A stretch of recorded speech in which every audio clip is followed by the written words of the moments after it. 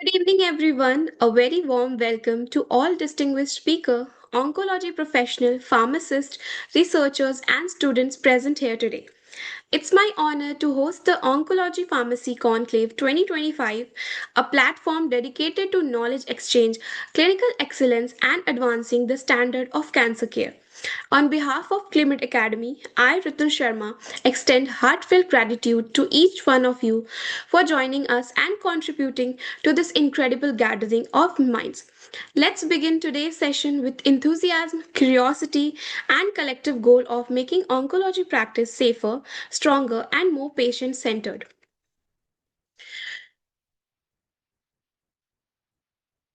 To begin today's scientific journey, we have a crucial topic that lies at the heart of oncology practice, the management of adverse effect in cancer therapy.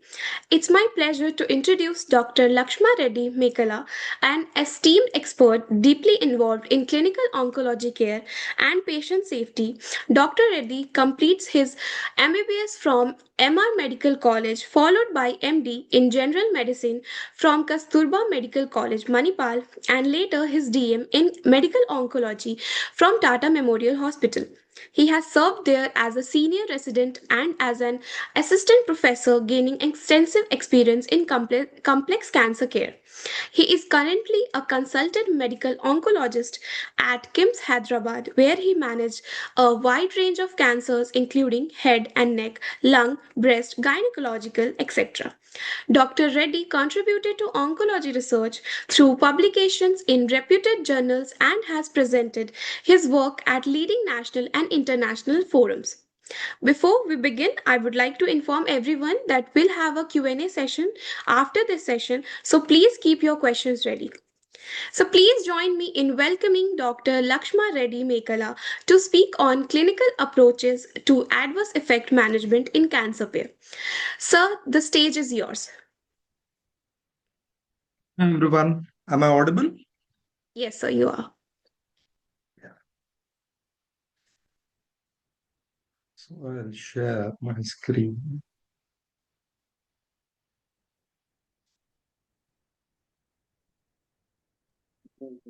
So, good evening, everyone. Today we'll be discussing managing the oncology treatment toxicities.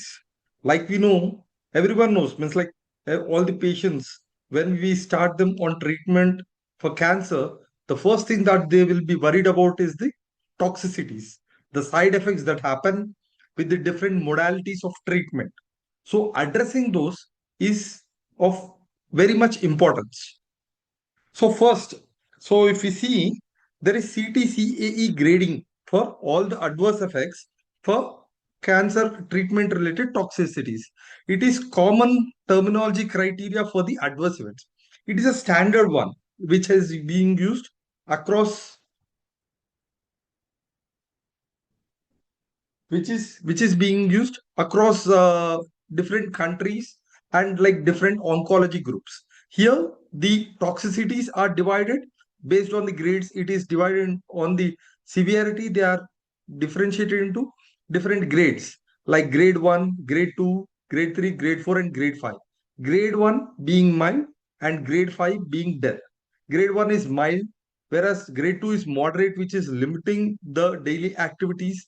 Grade 3 is very severe and they have limiting self-care. And grade 4, it is life-threatening and where they require urgent intervention. So when there is mild toxicities, you just continue therapy and you give them some symptomatic care. Whereas when there is moderate, you hold the treatment, you will see how severe it is and whether you can restart it at the same dose or sometimes you may have to reduce the dose. And when it is severe, you hold the therapy, patient might need hospitalization and start off some treatment, means like symptomatic treatment if required, some antibiotics, steroids, depending upon whatever toxicity it is. And when it is life threatening, sometimes they might need ICU care, and sometimes you might need to discontinue the agent for, and you can never re-challenge it most of the times. So if you see what are the treatment, different modalities of treatment that is used in medical oncology, it is mainly chemotherapy, immunotherapy, and targeted therapy. So chemotherapy, it is cytotoxic. So it doesn't differentiate between which type of cell it is, where it is targeting. It generally affects all the DNA, majorly DNA, sometimes RNA, and it causes cell death. So it doesn't, most of the times it causes, it affects the rapidly dividing cells. So majorly, which places have the rapidly dividing cells? That is our bone marrow. So you see myelosuppression, the GI mucosal lining. So you see mucositis, the hair loss, gastrointestinal, gastrointestinal mucositis leading to diarrhea, and sometimes you see neuropathy. So most of the times, if you see the cytotoxic chemotherapy, you know when is the, for a particular regimen, what is the normally the time when you see these side effects. Like if you see neutropenia, it generally happens at least a week later. Maybe from day 8 onwards, you expect the counts to go down, and gradually they recover by the next chemotherapy.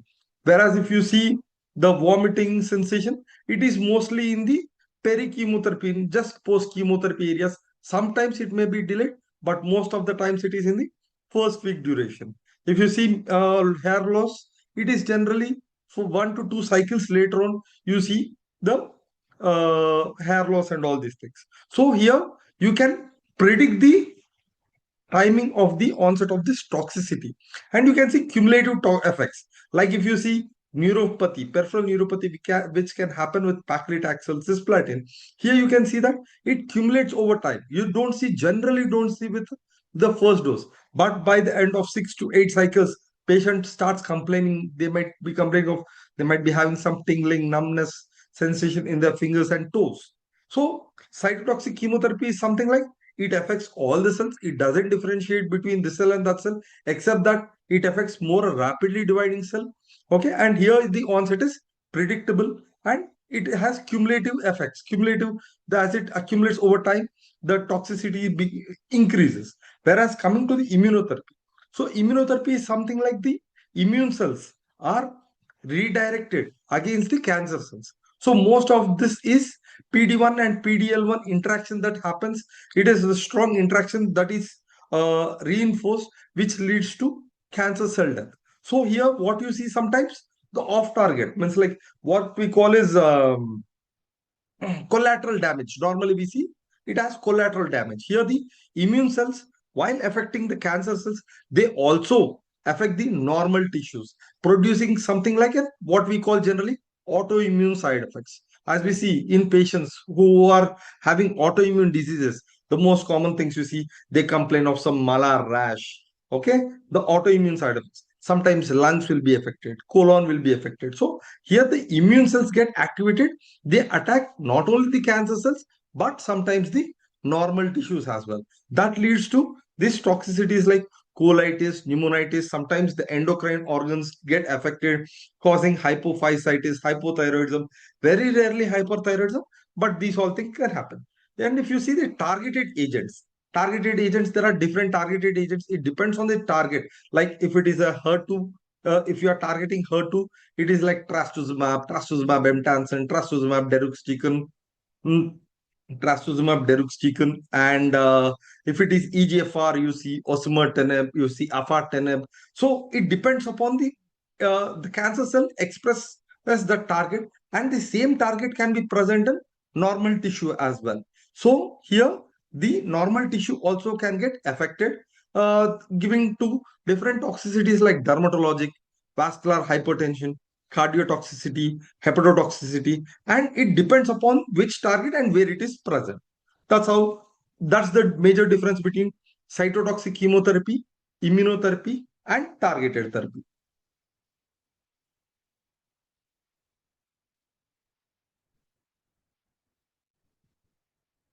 So, so what do you see? How do you predict treatment toxicities?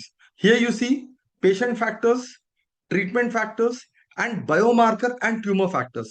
If you see patient factors, age, comorbidities, age, if the age is high, the chance of them developing treatment related toxicities is pretty high. If you see if you see comorbidities, patients who are having diabetes, hypertension, cardiac dysfunction, who are already having some rheumatoid arthritis, they are having some autoimmune diseases. So these are the patients where you expect them to have more side effects compared to the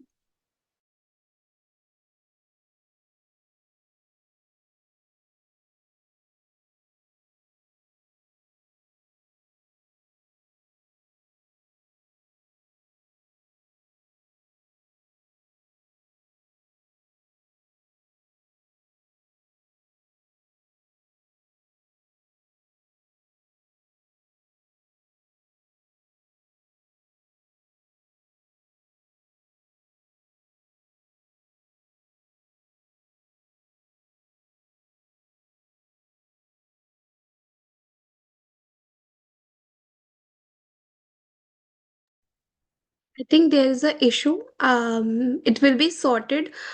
So stay connected. Sir will be joining. Hello everyone. I think Sir got disconnected for some Uh, reason. He'll be joining back in a minute or so. Ritul, 1 second. Hello, guys. I think Sir's laptop got off. Just 2 minutes. Sir will be back.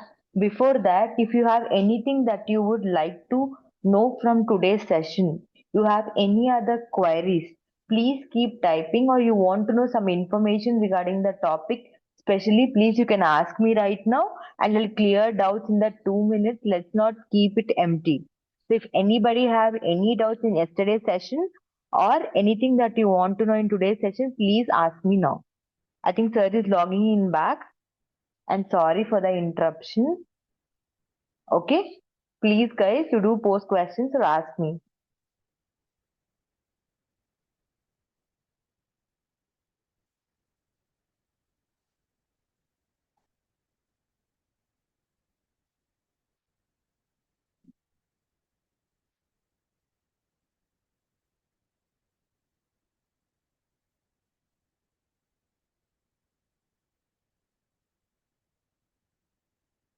Right? Nobody have any questions, or you don't want to learn or know anything? There's no response from anyone.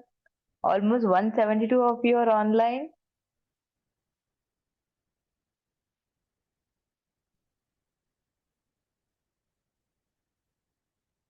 Okay, Praveen, if you are online,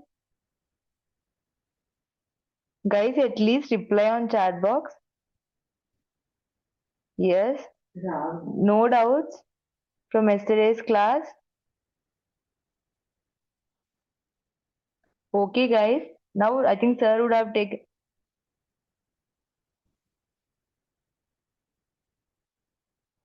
Okay, those questions I'll clear you end of the session.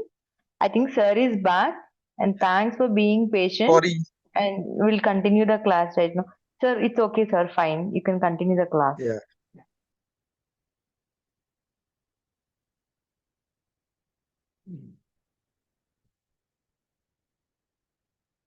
So am I audible? Yes, sir, you're audible. So here you see the patient factors. What are the major patient factors I was discussing? Age. Age more than a higher age group, like older people. There you expect the toxicities to be higher.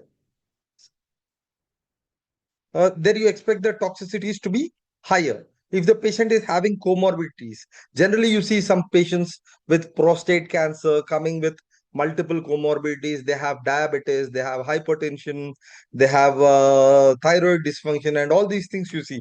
So here it becomes important. They might not tolerate the treatment. Like giving even smaller doses of chemotherapy also might be difficult in such patients. And performance status. As we know, the cancer causes general deterioration in the general conditions. Such patients, they might not tolerate the treatment well. If you see the coming to the treatment factors, so what are the normal treatment factors that we see? Means like which regimen are we giving? Sometimes we give treatment regimens where there are multiple drugs, like 3 to 4 drugs. Sometimes, like when you are giving auto transplant, here you are using high dose chemotherapy. So here you are expecting more toxicities. Okay, or you are using treatment where the both the drugs are having similar toxicities, like gemcitabine carboplatin. Both cause myelosuppression. So here they have more chances of developing myelosuppression. So if they are having overlapping toxicities, That is also a major risk factor for treatment toxicities. Okay, and biomarkers and tumor factors. So what are these? Like a patient is having HER2 positive breast cancer, you are giving trastuzumab. So they are at more chances of developing cardiotoxicities. So you're giving some drugs like EGFR directed agents like osimertinib, amivantamab, okay, afatinib, and these are all EGFR. So this is epidermal growth factor receptor agents. So they are at more risk of developing something like skin rash, sometimes hypertension. So these are the common factors. So tumor factors are playing a role. Okay, based on this, you can predict what kind of toxicity this patient can develop. So how do you assess? So a patient comes with some side effects. So what do you look at? So first you see, normally check vitals, airway, breathing, circulation, as you see for any patient. And then you need to conduct basic labs depending on the symptoms they are presenting with. Like they come with symptoms like fever. The most common symptom that as an oncologist or as a pharmacist you should be worried about is the patient developing neutropenia, patient developing mucositis. So these are the things that should first you will be worried about. So patient, you are attending a phone call where a patient reports that I have taken doxorubicin cyclophosphamide chemotherapy a week back. Now I have complaints of fever. I checked with my thermometer and the temperature is more than 100. So the first thing that should flag your brain is the patient might be in neutropenia. And if the patient is not given antibiotic at appropriate time, he can develop sepsis, and the chances of losing the patient are pretty high. So as the patient comes, the first things you need to collect is the routine blood panel like CBC. Sometimes, very rarely, you might need to do other tests. Coagulation panel may not be required, but the patient presents with fever, you need to collect his blood culture. CRPES are okay. Sometimes the patient, it might help you to follow the treatment. Is the how is the trend of CRP and procalcitonin might help you in escalating and de-escalating the treatment. But the first thing you might be interested in knowing is CBP, how is his creat, how is his liver function test. These are the things that you will be generally worried about. And then the targeted workup. So once nowadays there are many newer drugs like you are giving trastuzumab deruxtecan and all these things. Antibody drug conjugates are coming up. This immunotherapies and these are with increased use. The targeted workup, like the patient presents with sir, I was absolutely all right till now. I don't know what's happening. So if you see his treatment history, then you will know that the patient has been on immunotherapy or he has been on some targeted agents like trastuzumab deruxtecan. The first thing that should flag your mind is, okay, there is the chance of patient developing ILD or pneumonitis is pretty high. So that is when you need to think about getting a CT scan done. So a patient is on immunotherapy, presented with bloody diarrhea, loose stool. Then the thing that should flag your brain is the patient could have developed colitis secondary to immunotherapy, and get stool studies done, and if required, colonoscopy. ECG troponin, if the patient has developed unexpected dyspnea, you need to look for his cardiac ejection fraction and maybe troponin levels.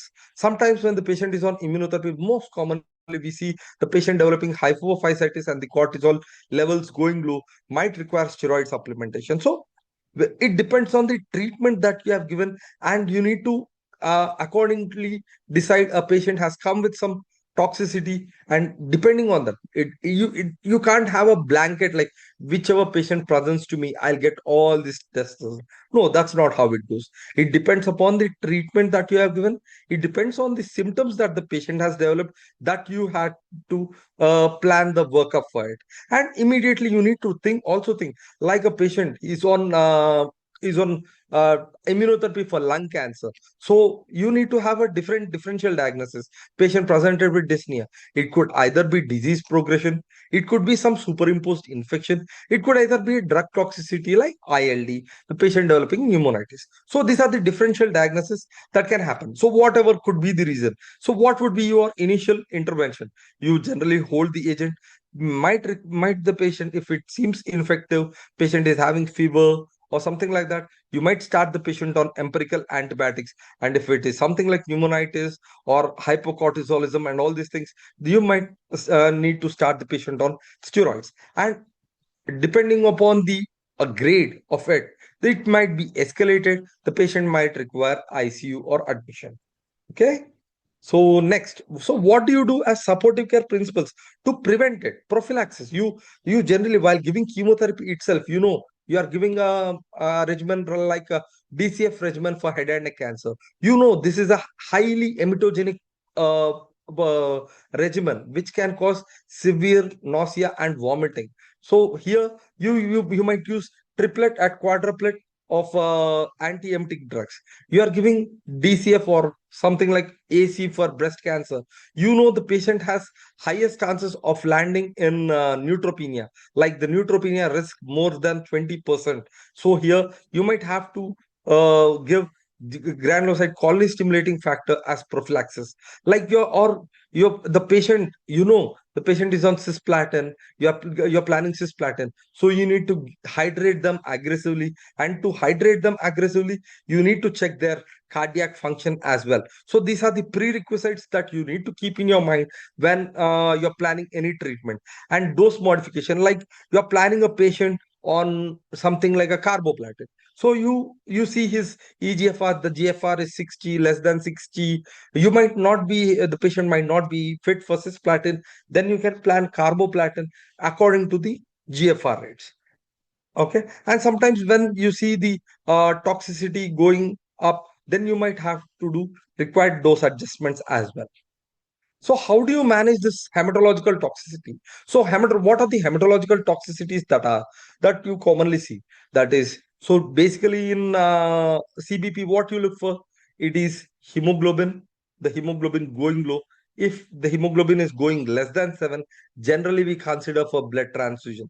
Why is it important? Because hemoglobin going less than 7, the patient might complain of excessive tiredness, performance status can go low, and it can increase the cardiac activity. The stress on the heart can increase. Sometimes it can decompensate as well. So that is what you will be worried about. So you need to look for, that is the reason you need to keep a watch on hemoglobin levels. And then white blood cells, especially the neutrophils, where you at least we try to keep neutrophils above 1,000. Okay, when the chances of this neutropenia is pretty high, more than 20%, that is when you prophylactically give GCSF. So a patient comes and says that he's on treatment for something like doxorubicin, cyclophosphamide for breast cancer, and he has been having fever. So what you want to do immediately is to collect the blood cultures, collect his CBP, send her for routine labs, and then give him broad spectrum, that is anti-pseudomonal antibiotic, as sap as possible, as soon as possible.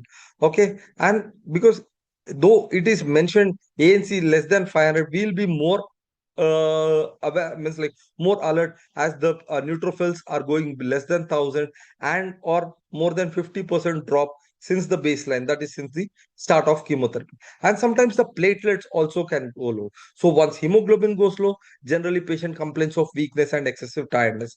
With the white blood cells go low, there are high chances of patient developing some infection. If the platelet go low, there are high chances of patient developing some bleeding. So the limit that we try to keep, the platelet should be more than 1 lakh at least, the white blood cell, especially neutrophils, to be more than 1,000, and hemoglobin to be at least 7 to 8. Okay. And if something is low, we generally first try to correct the any nutritional deficiencies, because these are cancer patients. They are highly predisposed to this nutritional deficiencies. Could be iron deficiency, could be B12 or folate deficiencies. Okay, so and many a times we come across conditions where the patient is on has developed thrombosis. Like we know, is a having a cancer itself is a procoagulant state, and many of them present with VTE, venous thromboembolisms. Majorly, we see with cancers, especially you see gastric cancer, pancreatic cancer, lymphomas, and all these things. They can present with thrombosis. So here you need to manage the toxicities of chemotherapy, that is thrombocytopenia as well as thrombosis together. So as it is mentioned here, cancer increases the thrombosis risk 4 to 7 times. Specific agents, especially elasparginase, some immunomodulators, recently as we see amivantamab drugs, these all can increase the chance of thrombosis. So here when you see a patient is having some cancer, you generally assess the risk score that for thrombosis with using corona score and start treatment, sometimes prophylactically as well. So how do you manage this anticoagulation with thrombocytopenia? If the platelet counts are more than 50,000, yes, full anticoagulation is possible. Sometimes if it is going 25 to 50,000, you might have to reduce the dose of anticoagulation. And if it is going less than 25,000, we generally don't give anticoagulation. And to prevent embolism, it going to the pulmonary vessels, we would like to put a IVC filter. So how do you manage the next is GI toxicity? So how do we manage? If you see GI toxicities, most commonly what we see are nausea, mucositis, diarrhea. So what happens? Nausea is something which can happen immediately. So as you manage for vomiting, same drugs are used for nausea as well. As the patient most commonly they complain of this. They went back home after taking the chemotherapy. They complain, sir. They come up saying, sir, I'm not able to take food. I don't feel like having the food. And they feel they're always having this vomiting sensation. Sometimes they throw up as well. So this needs to be managed effectively because this these symptoms create aversion to chemotherapy. Patient might not turn up for the next cycle, thereby interrupting the treatment. You want to maintain the treatment intensity as it is, because if it is a 2 weekly regimen, you want to maintain it 2 weekly. If it is a 3 weekly regimen, you want to maintain it, because the if you are not able to maintain the treatment intensity, the effect of chemotherapy is not as good as it is given if timely. So you need to manage it effectively. You are giving prophylactically, and sometimes patient can have breakthrough events. Then you give PRN orders, means like you give on SOS basis. If the patient requires, sometimes you give domperidone, metoclopramide, ondansetron. Sometimes fosaprepitant is also used, where you are managing this nausea and vomiting. And coming to the mucositis, you generally advise them, because you know that the patient is high risk of developing mucositis. So you suggest them to maintain good oral hygiene, okay, with saline or some sodium bicarbonate rinses. And if the patient has developed some oral mucositis, you might have to support them giving topical analgesics, antibiotics, and at the same time, you need to look if the patient is neutropenic at that time, and if the patient is not able to take food adequately, you might have to support the food as well. Like you might prescribe, the patient might need admission. You might have to give parenteral nutrition also. So for diarrhea workup, so if the patient is on diarrhea workup, the patient comes with loose stools, you need to think it is being infective, or is it the mucositis that has affected the gastrointestinal tract. Also, if the patient has been on multiple antibiotic, that is when you would expect Clostridium difficile, and also you'll be worried the patient losing electrolytes. So that is why it is important. Sometimes they present with a post immunotherapy, they might present with diarrhea. That is when you might have to do colonoscopy and rule out the infection and give steroids and all as such.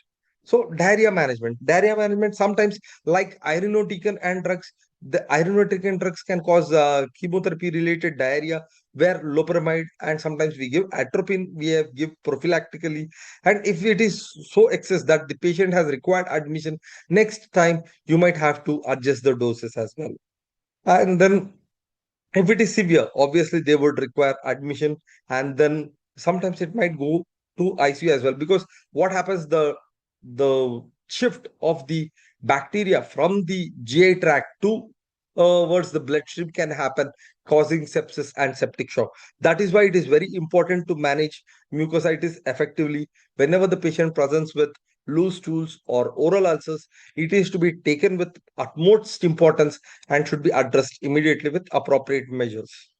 So, what is immune related colitis? As already told, immunotherapy causes colitis. It is a collateral damage that has happened with the administration of immunotherapy. So, first, it is important to recognize the problem, it is required to correlate with what is the inciting thing. The patient is on immunotherapy, he has presented with watery or bloody diarrhea, and he's having some crampy abdominal pain after checkpoint inhibitor therapy. So it is to be put in your initial differential diagnosis that it could be immune related colitis. So for that, you send for stool cultures, though knowing it can be negative, it is important to do. Sometimes you might have to do Clostridium difficile, not always, because you, if the patient is on multiple antibiotics, has been on antibiotics, there are chances of him developing Clostridium difficile infections. CBP and CRP may be required. CRP is non-specific; it can be elevated in any inflammatory problems. So CBP is important to rule out any infection. You might have to start on antibiotics, and if you are suspecting colitis, then you generally go ahead with doing a colonoscopy.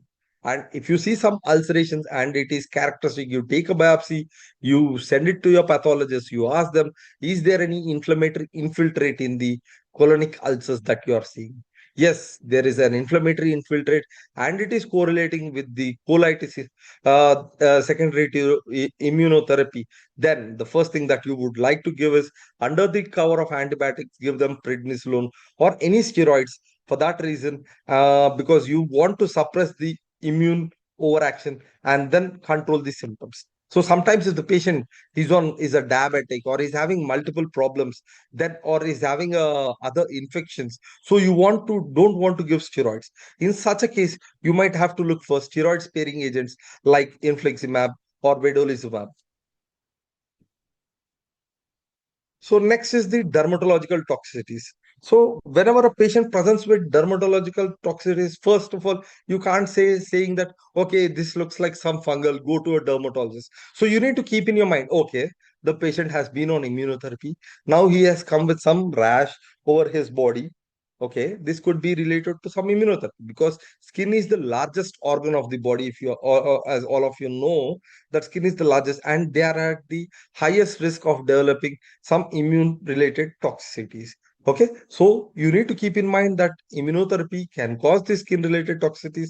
Other TKAs, that is tyrosine kinase inhibitors, also can cause such side effects. And as I already discussed, this EGFR inhibitors also cause acneiform rash. So EGFR inhibitors cause acneiform rash.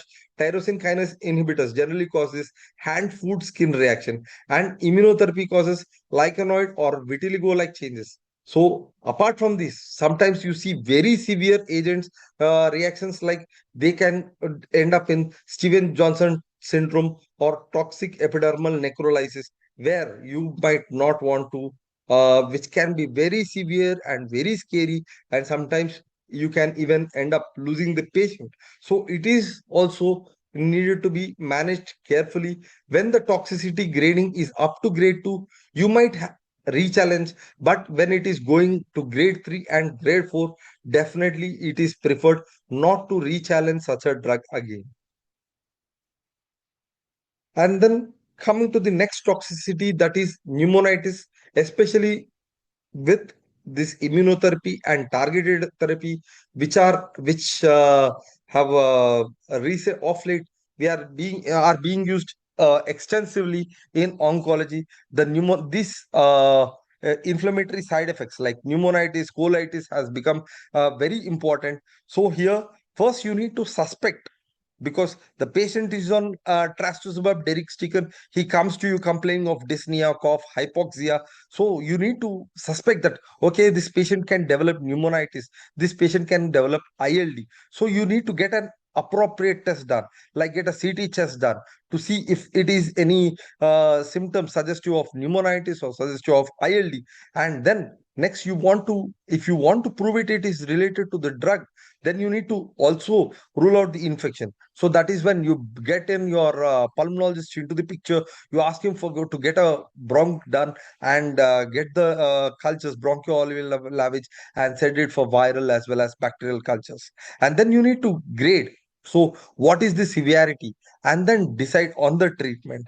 And then you might sometimes you might not want to rechallenge the drugs, because this pneumonitis can be really bad.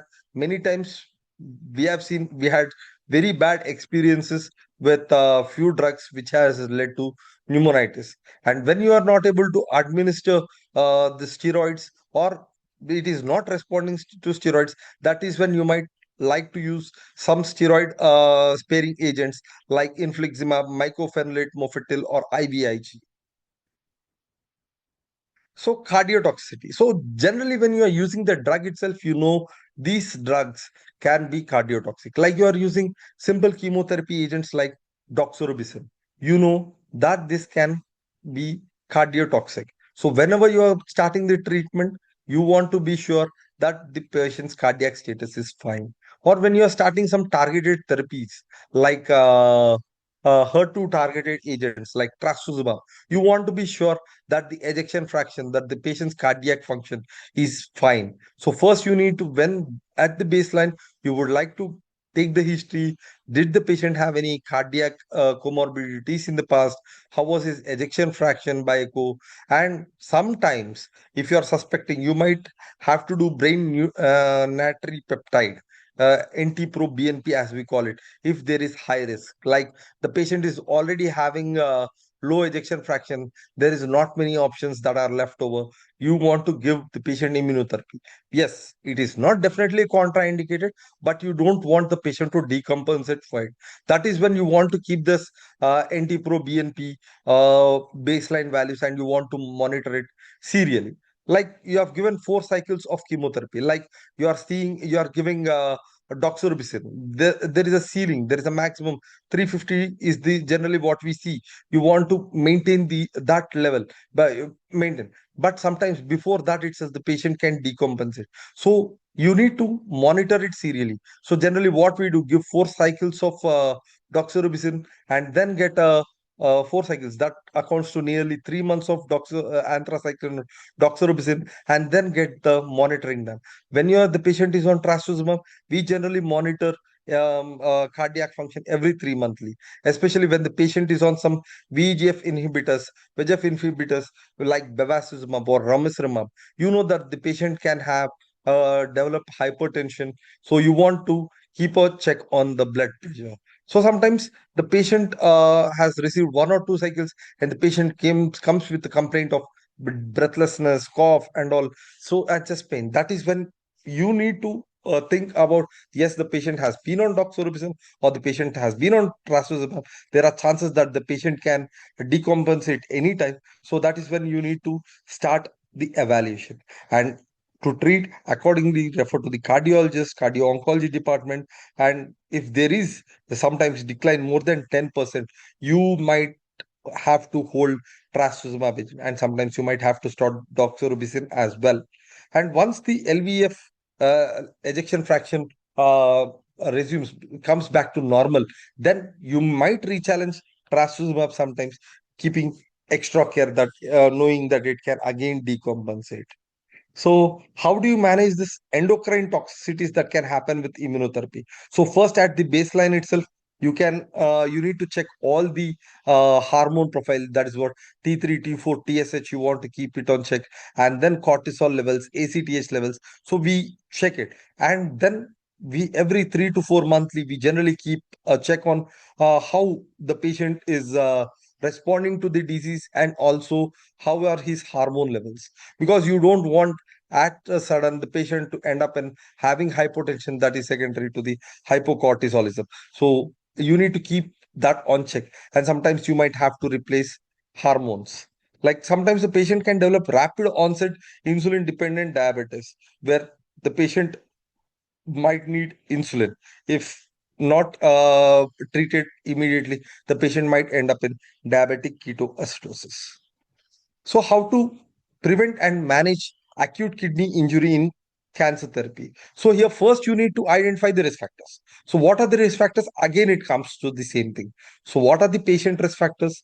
What are the treatment related risk factors? Patient related risk factors: patient is already of an older age, who is having borderline kidney function, and you are planning for something like cisplatin, where you are giving concurrent with some radiation or something like that, and that cisplatin is nephrotoxic. Patient is having some borderline kidney function, so you want to keep an extra watch on him. Sometimes you might have to give extra hydration, or sometimes you might have to stop it as well. So first I need to identify the risk. Cisplatin, pemetrexed, and all these things are can cause elevation in creat.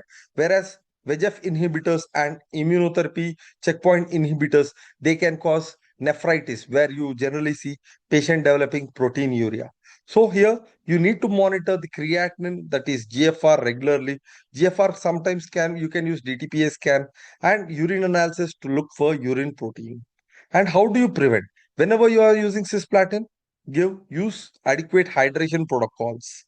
And then management, sometimes you might have to hold the offending drug, like if it is causing increasing creatinine, you might have to hold this nephrotoxic drugs like cisplatin and pemetrexed. Like the patient is having nephrotic range proteinuria, sometimes you might have to withhold immunotherapy and this VEGF inhibitors.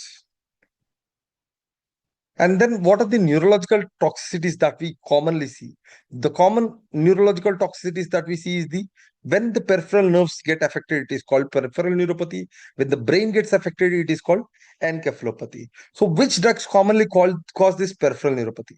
Especially the most commonly what we see is the taxanes, that is paclitaxel, platinums, when it is used over longer periods of time, especially with oxaliplatin followed by cisplatin, less with carboplatin. Sometimes with vincristine also can cause. Here, generally patient starts complaining like they're having some tingling numbness sensation in both their fingers and in their toes.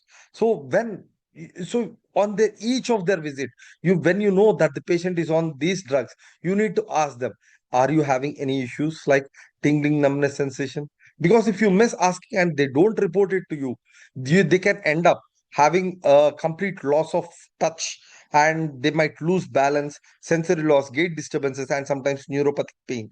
So it becomes important to give the supportive care and adjust the doses, also give pain control medications, giving physiotherapy, and help them how to mitigate the fall risk. And sometimes when you use, especially with these new treatments like CAR T into the picture, we commonly see this encephalopathy, ICANS, and very rarely with chemotherapy also, like ifosfamide drugs can cause encephalopathy. And sometimes when the patient, you have given them some chemotherapy, patient has developed mucositis, diarrhea, he has multiple loose stools, and then that led to metabolic derangement, that can also lead to encephalopathy. So it depends according to your workup. So what are you suspecting? Like the patient has developed encephalopathy post CAR T, you manage with the anti inflammatory drugs, like you give steroids and all these things. If the patient is having seizures, give anti-epileptics. It depends upon the symptoms and the treatment that you have given, how you plan the investigation accordingly, sometimes requiring neuroimaging and EEG. So sometimes ocular toxicities also can happen, generally with immunotherapy and TKI. I think I'm going over time. Uh, Fine. So these are the how you manage the class specific, like EGFR inhibitors are there. They present with acneiform rash and paronychia, that is just beside the nails they develop small ulcer. So here you might have to give them prophylactic emollients, sometimes antibiotics, steroids, and sometimes you might have to hold the drugs like BRAF and MEK inhibitors. These can call pyrexia, rash, and cardiomyopathy. These also you need to, whenever the patient is having fever, check if there is any infection or is it drug related, and rule out and then manage accordingly. VEGF and VEGF receptor inhibitors, most commonly hypertension, proteinuria, thromboembolism, and some bleeding. So here also you need to control, first monitor the blood pressure, control it adequately. You need to regularly do urine analysis to look for protein. And if the patient has symptoms going grade 2 and beyond, you might have to hold it.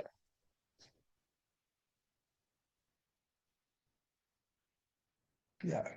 So how do you prevent it? The most common way, like the patient, first you need to check each time you are giving, before each cycle, you need to see his a list of drugs. You need to maintain a list. See what all drugs he is on. Is there any interaction, especially if they are CYP3A4 inhibitors, are there or not? Because they have the most interactions with the drugs. And use interaction like you use up to date or what is the other one? I generally use up to date.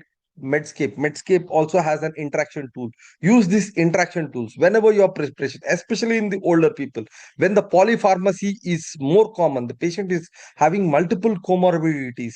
You need to check what all the drugs are there, put it in the list, check for any interaction, and if there is any interaction, you need to bring it to the notice of the respected person, like the doctor treating oncologist, that so and so can increase this toxicity. We might have to avoid this drug, or sometimes you might have to reduce the dose. And you have this should be embedded in the process, and it should get into the EHR alert systems.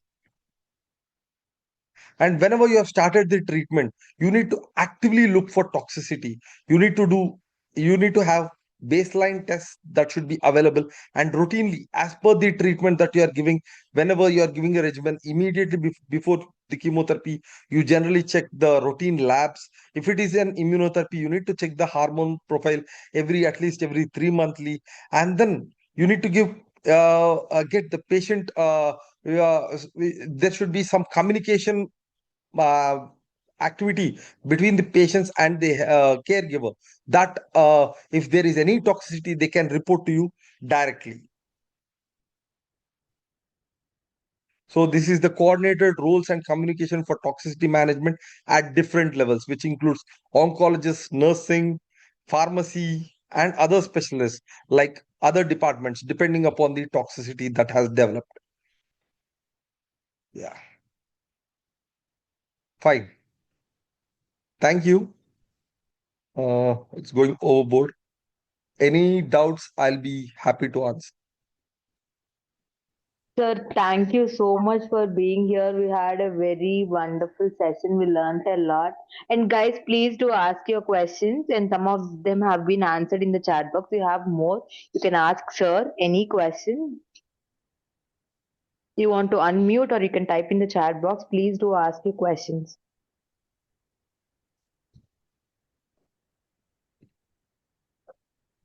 I think 1 hour will not be sufficient to finish this topic. It's an extensive topic. Definitely, many of you must be having doubts.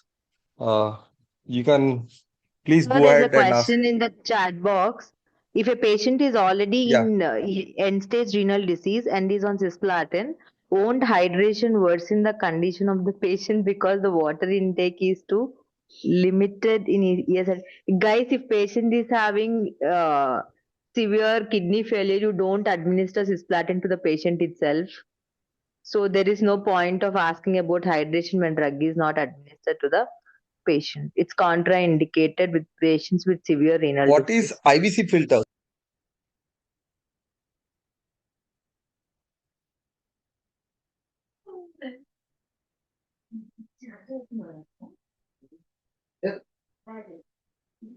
So one more question from Nikita. How often do patients develop resistance to the chemotherapy drug?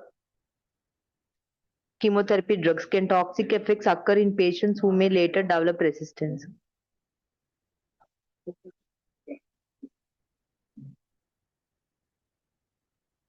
Ritul, please unmute, sir. Sir, you're on mute. I'm sorry.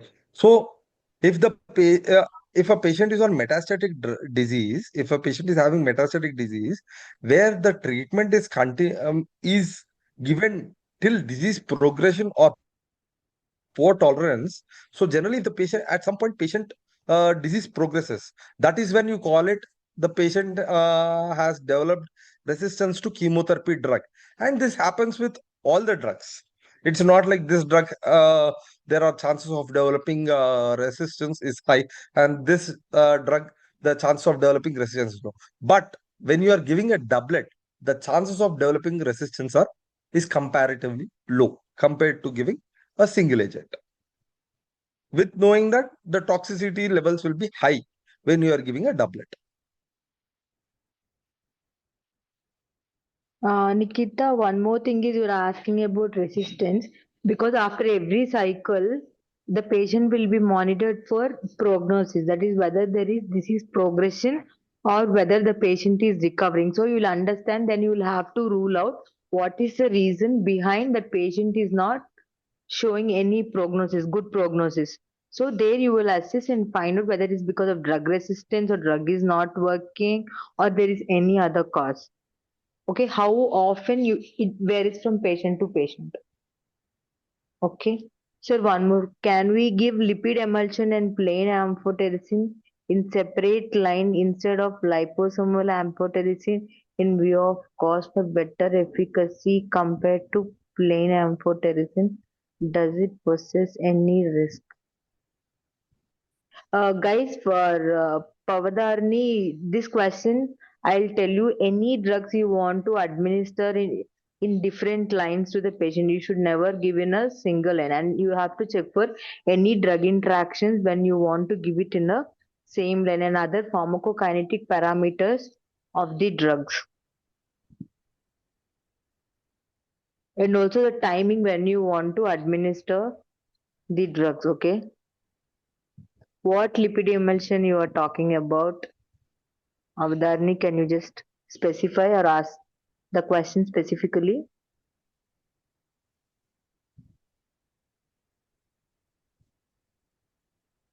The drug formulation is entirely different.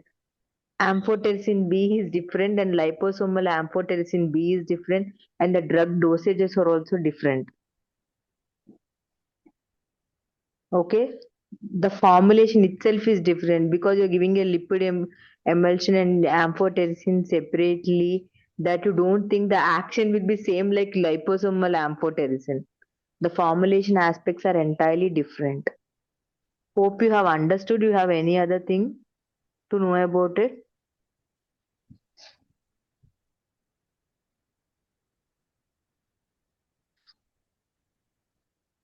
Sir, what if the patient have slightly lower blood pressure is the question. I don't know when they're asking about, and it's normal. It's not very low. You can hydrate the patient, Kalpana. So first you need to see, is it the baseline blood pressure has been like that? You need to go through his previous records. Like some people have 160, that could be their normal. Uh, but frail patients, it could be their normal. It has been like that. Or is it something new? Uh, so everything can't have this answer. So you need to know the context, the patient, treatment factors, disease factors. So whatever you are seeing, you need to see it that way. How is the patient? Was he the same previously or not? Is it something new? Okay, if it is something new, is it because of the disease or is it because of the treatment? Okay, so if it is the treatment, what was he on? Is it the chemotherapy or immunotherapy? Yes, if the patient has been on chemotherapy, his blood pressure is low. Is the patient is having any diarrhea? Is the patient having any fever? Okay. If the patient is on immunotherapy, if the patient is having hypocortisolism or the patient has developed diarrhea, so the clinical context decides that. There can't be one single answer like the patient is having a low BP. We have just given him hydration. No. So we need to know the clinical scenario, decide and accordingly treat the patient. It can't be the same answer for everyone.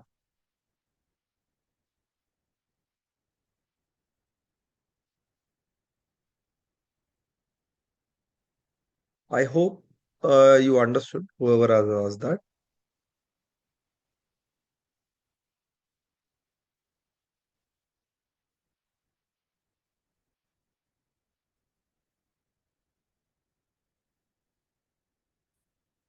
Am I Sir, audible?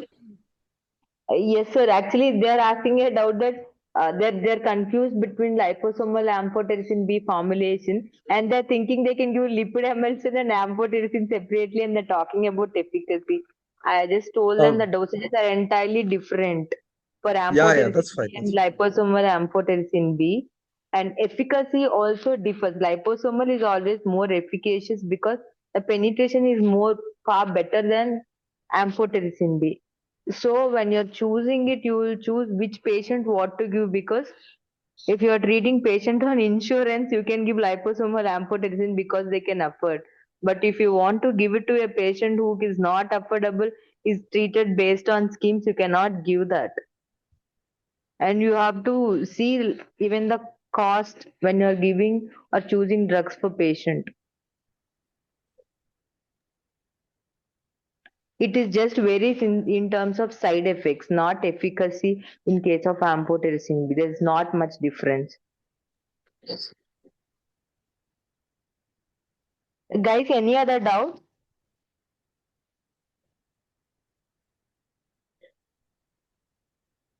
If you don't have doubts, we can continue with the next session. Or if you are getting more doubts, please keep typing in the chat box and we can reply through the chat box so that the next session does not delay.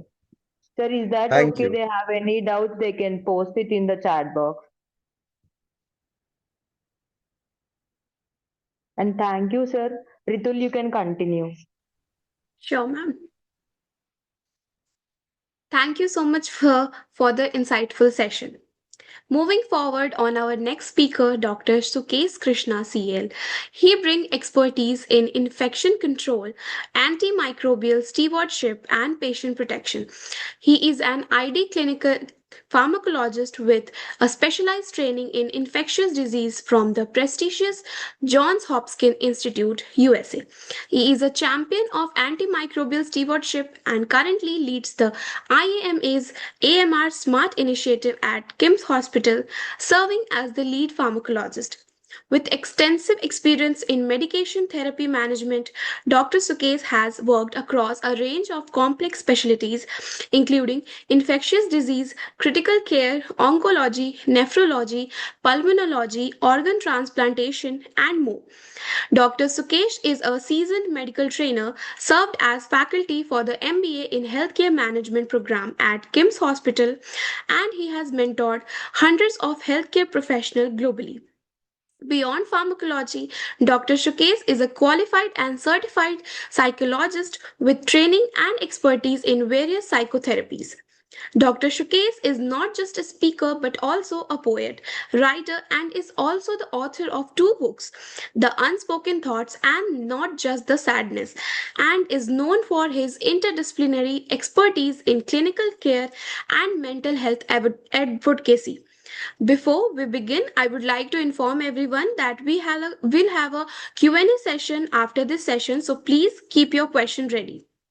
Please welcome Dr. Sukesh Krishna. He will be guiding us through safeguarding patients' rational use of antimicrobial infection control and prevention in cancer care. Sir, over to you. Thank you, Ritan. Thank you so much for your kind introduction. And before I begin the session, I would just, I'm sorry, I would seek everybody's apologies. Please excuse me for my cough. I'm a bit frail today. So you also have to excuse me for not putting my camera on today because I've just come back from the hospital. So am I okay to share my screen and get beginning with the presentation? As Dr. Sukesh, you can start Yeah. your share your screen and start the session. All right. Thank you. Yeah. Just let me know if it is visible and Yes, sir, it's visible. all right. Thank you. So I'm sorry. Um, I'll just keep my presentation to the very minimum possible, and uh, I will not try to exceed my time. So I'll just keep on that. I'm sorry. So as everybody is aware that I mean my topic name is already introduced that it's on the rational use of antimicrobials, infection control, and prevention in the cancer care. So I believe that my previous speakers and on the first day or on the second day, or Dr. Lakshman Reddy must have already spoken to you about the anatomical barriers and the physiological barriers that are available or that usually are the defensive systems that basically prevent or protect our body from infections. So I wouldn't really go much detail into the how infections occur or arise in these cancer patients, but just to have an overview, uh, uh, what the infection risks in the cancer patients, and what are the risk factors, and what are the common infections and the organisms that usually cause these infections in the cancer patients. And when we go specifically into the bacterial, viral, and fungal infections, we just look at what the treatment options are and the prophylactic agent options, and what is the role of clinical pharmacology professionals in this. So when we actually look at the infection risk in the cancer patients, first of all, cancer itself is a major diagnosis by itself. So where is the role, or where is the scope of infection in this particular patient group? That's because we I think you all must have known there is a huge disruption in the immunological systems or the mucosal barriers, and because of that compromise, there is a risk of a higher risk of infection in these patients. But how do these immunologic mechanisms and mucosal system barriers are interrupted? And that could be because of a lot of other factors which I would not go into the detail, and they're anyways on this slide. That could be because of the tumor related factors, like the disease itself, or the necrotic mass of the tumor sometimes harbor the anaerobic organisms, or sometimes it could be because of the treatment related factors, such as, or surgery can definitely breach the barriers, like most of the anatomical barriers, because you incise the skin and disrupt the natural barriers on the body. And radiotherapy definitely affects a lot of mucosal surfaces in the body, like oral or enteral mucosal surfaces. And chemotherapy, yes, the drugs will circulate throughout the body and they cause hematological suppression, such as your myeloma, I mean blood cell, RBC breakdown, or WBC lowering effects and everything. And these patients also will have a nutritional compromises, such as malnourished and malnutrition, and that is also one of the reasons why they tend to have low albumin, and then that causes low CD4 counts, and then reduced host defense mechanisms in these patients. And this is a beautiful picture on how malignancy, or the diagnosis itself, related factors, and how these diseases attract different kinds of infections in these patients, such as, there's a demarcation on solid tumors and the blood related malignancies. So I'm not going detail into this presentation, or in this next treatment related factors, as I've already told. So the patients could be, and because I'm a clinical pharmacologist by professions, I would stick to this particular slide a bit on it, because I think I already, my previous speakers have elaborated on toxicities, and definitely they must have spoken about the side effects of those chemotherapy agents as well. So I'm sorry. So since these patients are more on steroids, and steroids, as we know, they are quite immunosuppressive, and they definitely attract certain other infections, which predominantly are fungal in nature, and viral and bacterial are the second infections by steroids.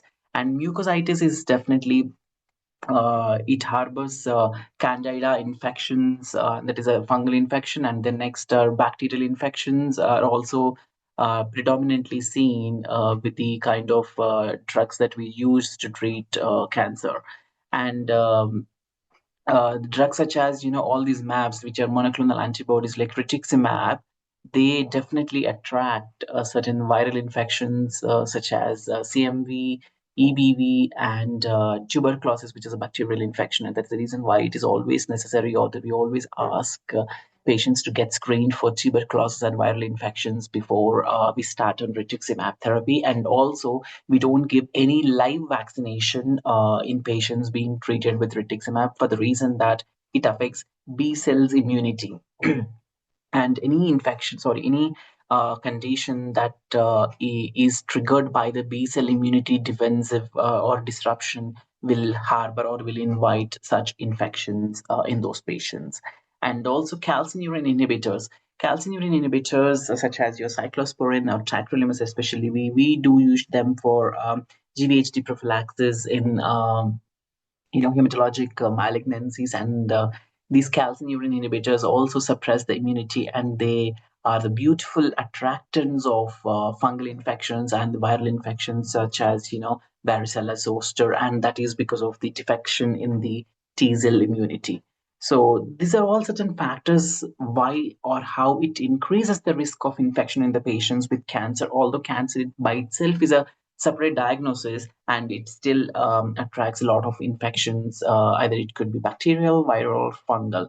And so in the rare cases, we also tend to see parasitic infections. But since it's a rare chapter, I'm not really going in depth of the parasitic infections, and I'm only restricting myself to bacteria, viruses, and uh, fungal in this particular presentation. And the most common of several thousands of infections that we tend to have in the literature, but the most common infections that we tend to see in these onco population is that febrile neutropenia. Clapsy is basically a device-related infection, which is like central line associated bloodstream infection. CAUTI, which can be called as uh, I'm sorry, uh, catheter-associated urinary tract infection. CAP, which stands for community-acquired pneumonia, and VAP stands for ventilator-associated pneumonia, or this can also be called as HI, which is like hospital-acquired pneumonia or hospital-acquired infection. And HBV reactivation, which is hepatitis B reactivation. CMV is cytomegalovirus. This virus, CMV virus and EBV virus, are usually seen most commonly in patients with hematologic malignancies who are treated with calcineurin inhibitors. And HSV with herpes simplex virus, and varicella zoster virus, which is like, I'm sorry, the one which causes shingles and all in patients. I'm so sorry. And the next, coming to the fungal infections, and the most common or the most prominent fungal infections that we tend to see in these group of patients is oral or esophageal candidiasis and pneumocystis. I hope you all must be aware that pneumocystis is basically one of the opportunistic infections you tend to see commonly in all the immunocompromised patients, and this is also very common in patients with HIV. PCP, we usually call it as PCP, pneumocystis cerebrale infection or pneumocystis Jerkovi infection. And these are all the common infections, but what are the common organisms that usually cause these infections? So these are the ones that are more likely to cause infections in these patients. So when it comes to bacteria, you tend to have a predominant gram positive or gram negative, and in the case of a gram-positive organisms, most often we tend to see cocci kind of a bacteria. Usually, it could be staph or streptococcus, and we also tend to see enterococcus, and most of them being vancomycin-resistant enterococcus faecalis or enterococcus faecium group of bacteria. And in the case of a gram-negative, we have a several range of gram-negative bacilli organisms ranging from E. coli, Klebsiella, Pseudomonas, Enterobacter, Acinetobacter. And when it comes to Indian population, E. coli and Klebsiella are the most common organisms we tend to see in Indian population. And if we actually rate them, the top most or the top five gram-negative organisms in India are E. coli, Klebsiella, Pseudomonas, Acinetobacter, and then Pseudomonas. These are the most common, and then Serratia as well. These are the most common species that we tend to see in Indian predominant population. And then in the case of viruses, we see, I mean, viruses are not basically on the slide, but viruses most commonly we tend to see. As I told earlier, it could be herpes simplex virus or varicella zoster virus, and in the case of hematologic malignancies, we also see BKV virus, and then in the case of fungus, the most common are Candida species or Aspergillus species that cause the infections, and Mucor and Rhizopus are not exempted, and they also tend to cause infections. And so when it comes to the evaluation part, diagnosis, usually we tend to look at all the I'm sorry.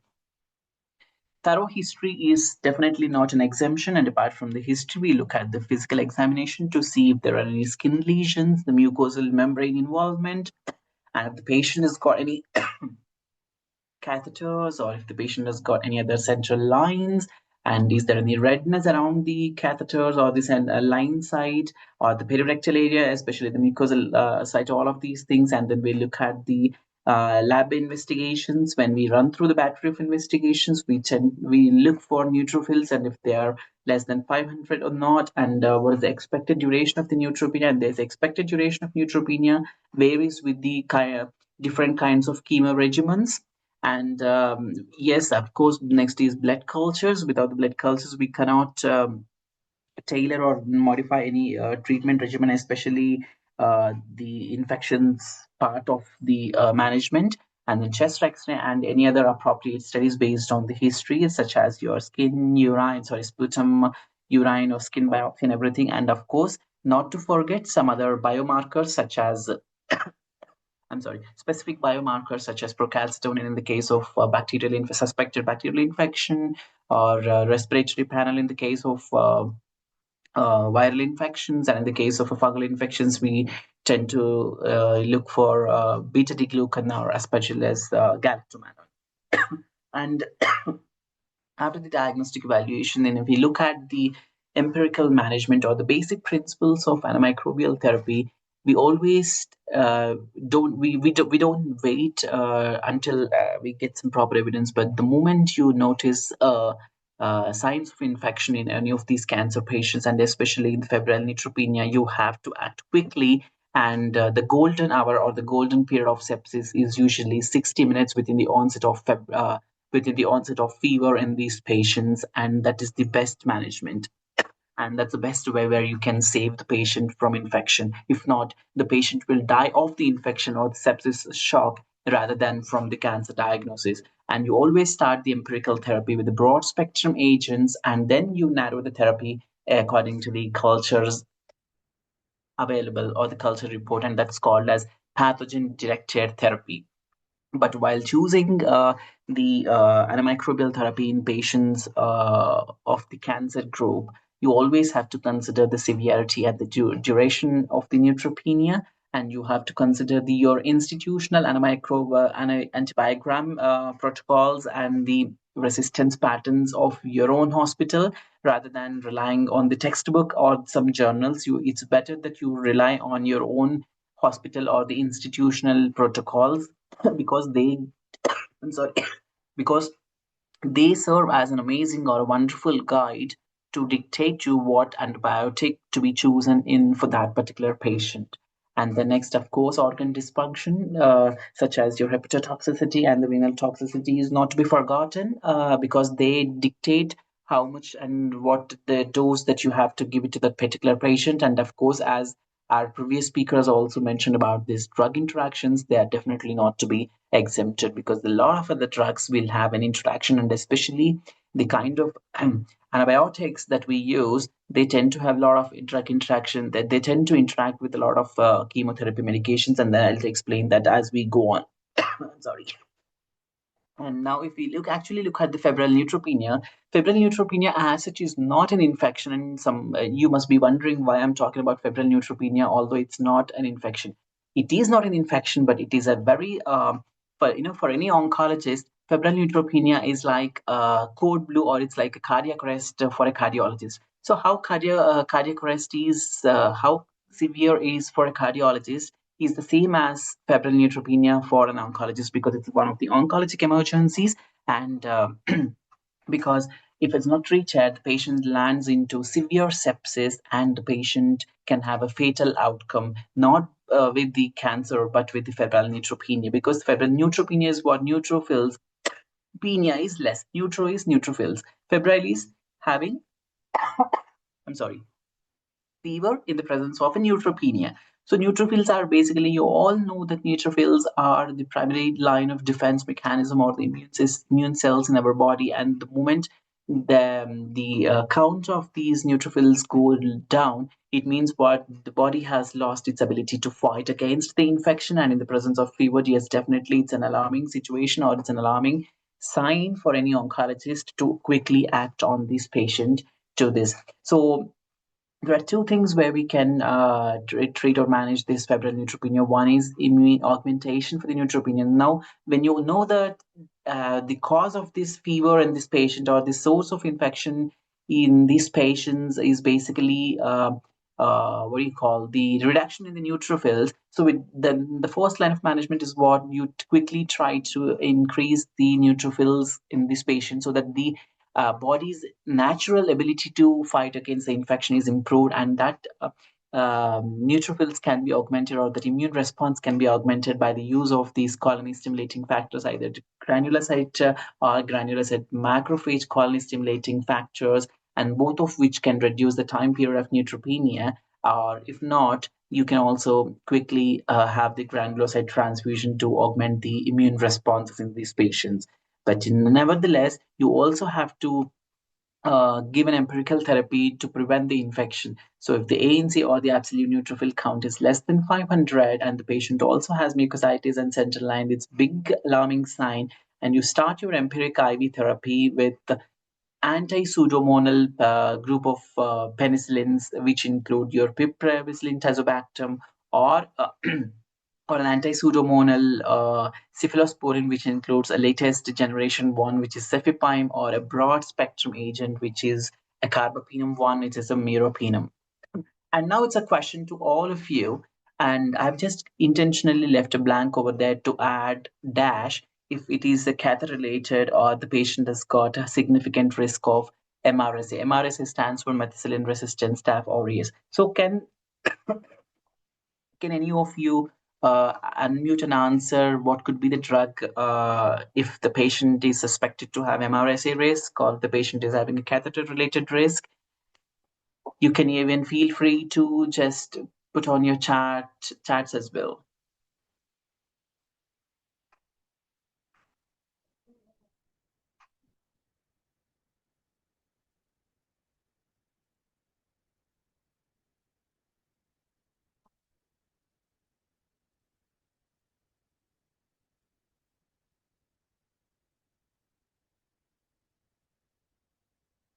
So I could see there are lots of questions, but I'm not really taking up these questions. So I so I could see two people responding with vancomycin, and rest of the people with cefepime, ofloxacin, ceftirol, meropenem, vancomycin, fumarate, ceftazidime, tazobactam. I'm so sorry, I have never seen ceftazidime, tazobactam so far. Vancomycin, MRSA, and I appreciate all those people who have actually answered vancomycin, MRSA. That's brilliant. So, so if there is any suspicion, a strong suspicion of MRSA, or a patient is already having a catheter-related infection, then you would certainly add uh,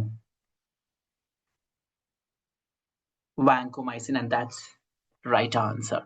And what would you add if there is a gram-negative suspicion? So this is purely an empirical therapy. It's not a pathogen-directed therapy. Once you have a culture, you will tailor your therapy. I'm sorry. You will tailor your therapy according to the culture-based report. So what do you add if brilliant? Amikacin, Ajay Krishnan, aminoglycosides, brilliant. Kanchan also says it's aminoglycosides. Yes, brilliant. I appreciate these answers. Meropenem or poly B, Ankit, yes, we do add meropenem, which can also have a gram-negative coverage, but this is usually added as an empirical therapy in case you don't have an options of biptazo or the cefepime in your hospital. So meropenem is already given as an empirical therapy, but if there is a high suspicion of the gram-negative organism in this patient, then you would the first line of choice would be aminoglycosides, and mostly amikacin, of course, right?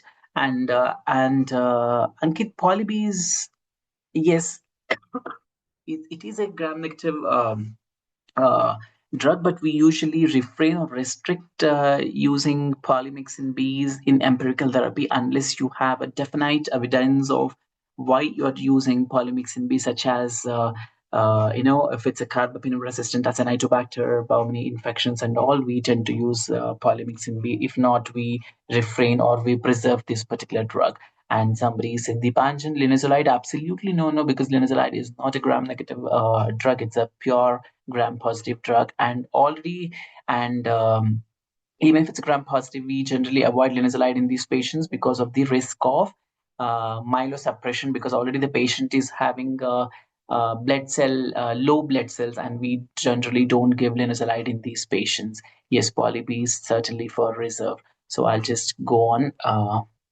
So yes, and as I was telling, this is the empirical therapy, and once you have a blood culture report on hand, you will adjust the therapy based on the report. And the broad spectrum antibiotic therapy should never be stopped abruptly without having a proper evidence of your infection resolution on your hands.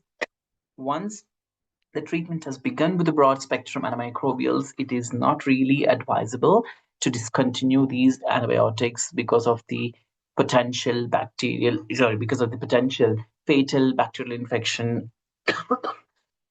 uh, and we tend to continue until and unless there is a complete resolution of the infection with all the signs, physical examination, and the biological or the infective markers. So I'll just move on to next catheter-related infection. This is a wonderful chart. I will not go into the I'm sorry. I will not go into the details of this catheter-related infection, but just for your understanding, what I would say is that if there's a strong suspicion of a catheter-related infection, the most likely organisms that would harbor the catheter-related sites are your usually gram-positive organisms such as your staph or enterococcus, and the catheter removal is the first option that is recommended one, and then you would start the treatment for the gram-positive organisms such as your vancomycin, linezolide, or daptomycin, especially only, and all these agents especially only when you have a real proof of that particular organism. And but if not, the catheter removal is the first line management of the choice that we generally look for in all these immunocompromised patients. And that was all about the treatment part of the bacterial infection. So it means what empirical therapy should always focus on. I'm sorry.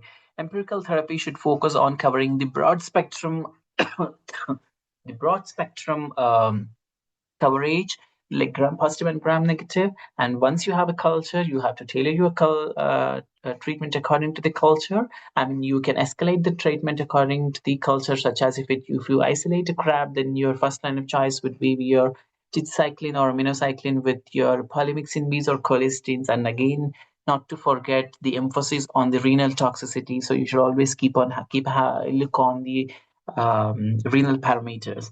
And if the suspicion or if the drug if the organism isolated is by enterococcus, then your options would be, or MRSA, then your options would be to go for vancomycin. And even if it is a vancomycin resistance, then you have other options of ticoplanin and tigecycline and linezolide as well.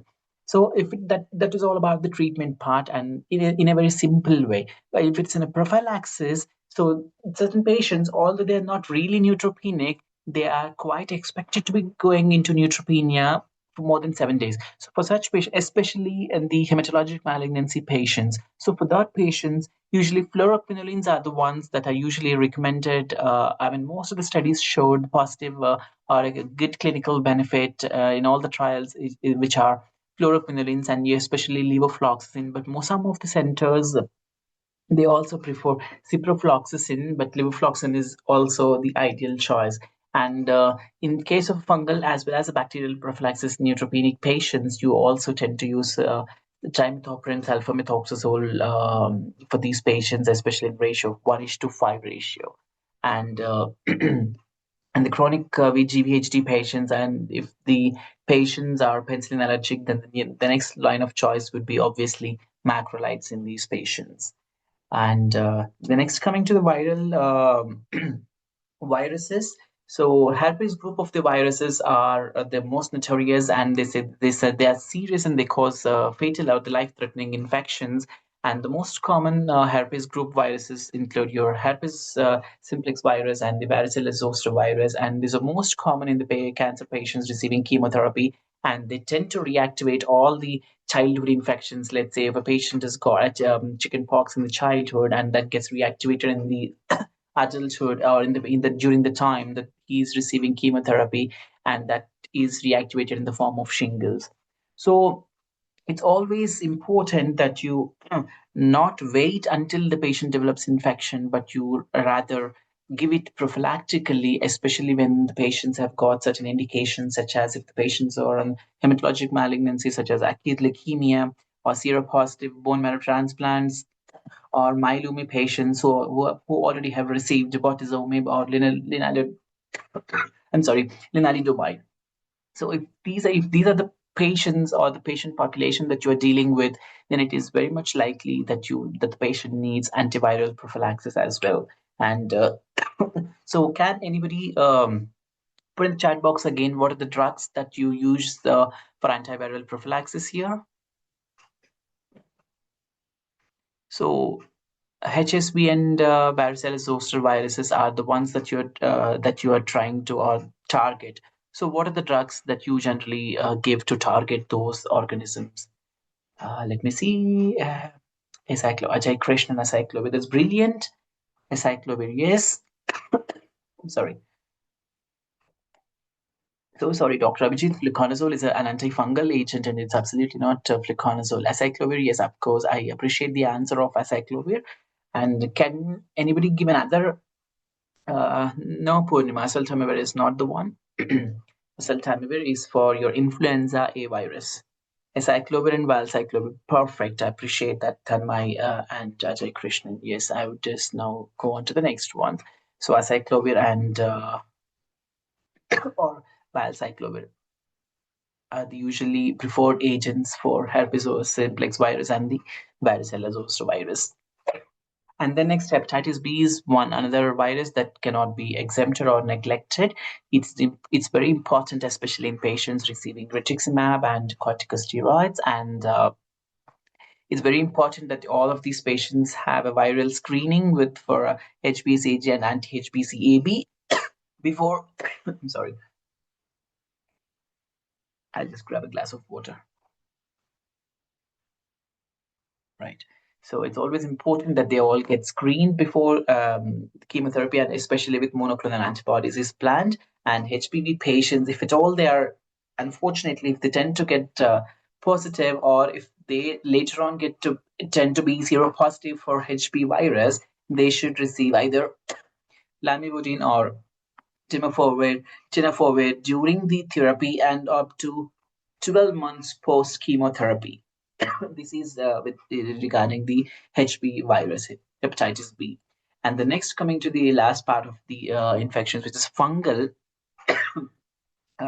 These fungal infections are not usually seen in all types of cancers, but you tend to see more in patients who have neutropenia. And so the moment you see the neutrophils to be low, then you should suspect this patient can go into the fungal infection. Or if you're treating certain patients as and the one that have explained, all these patients who are hematologic malignancies, they're not just the viral infections, but they're also good attractants of the fungal infections as well.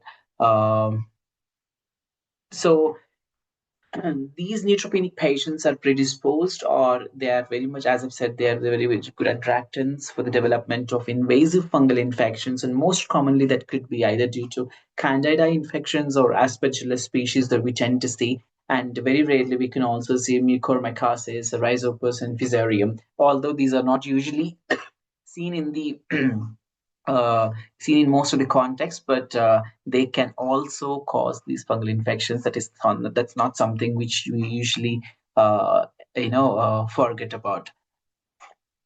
And so for decades, it's been a common practice to add amphotericin B to all the antibiotics if a neutropenic patient remains to have fever even after you treat the patient with antimicrobial agents, and especially antibiotics or the antibiotics for 4 to 7 days. So now, in the slide where I have taught about empirical therapy of febrile neutropenia, if I don't know if anybody have got any question or not, but just because I'm not talking, uh, I'll just go on. So any patient having febrile neutropenia, I was saying that the first line of choice would be anti-pseudomonal penicillins or a broad spectrum carbapenems, and then next you send the cultures, and based on the cultures you would treat, is what I told. But has anybody got a doubt? What if the cultures tend to be negative and still the patient remains febrile even after 4 to 7 days of treatment with the broad spectrum antibiotic? So that is a scenario where you would think about this patient could be having any other, or this patient could land into a fungal infection, and it is then important for you to think about sending some other fungal markers such as beta D glucan or aspergillus galactomannan. And before you send out those markers, it's very very important that you also add an antifungal to that particular antibiotic regimen. And usually the in the western practice we generally add amphotericin B, either most commonly the liposomal amphotericin B, because of its broad spectrum coverage of all the fungal infections, because it covers yeasts and molds and everything. And we tend to add amphotericin B. But again, the Indian context and the patient's profile, when you look at um, the renal toxicities is again something that needs to be very much kept in mind. And when we actually look at the specific infections, as I've already told in the very beginning of my agenda or the slides, that oral or esophageal candidiasis is the most common fungal infection that we tend to see in these cancer population. Uh, and the first line of choice that we tend to use to treat this candidiasis is azoles, or most commonly the fluconazole in the Indian context that I would see here. And then what if the infection has been now caused by azole resistant or the fluconazole resistant candida strains? And uh, or it could be aspergillosis, then they all respond well to the liposomal amphotericin B in these patients with prolonged fevers and prolonged neutropenias. And in the case of aspergillosis and in the case of CNS fungal infections, in the broad spectrum azoles or the newer azoles such as your voriconazole and posaconazole would give you the favorable options to treat these infections. And voriconazole is the first line of agent to treat the aspergillus infections.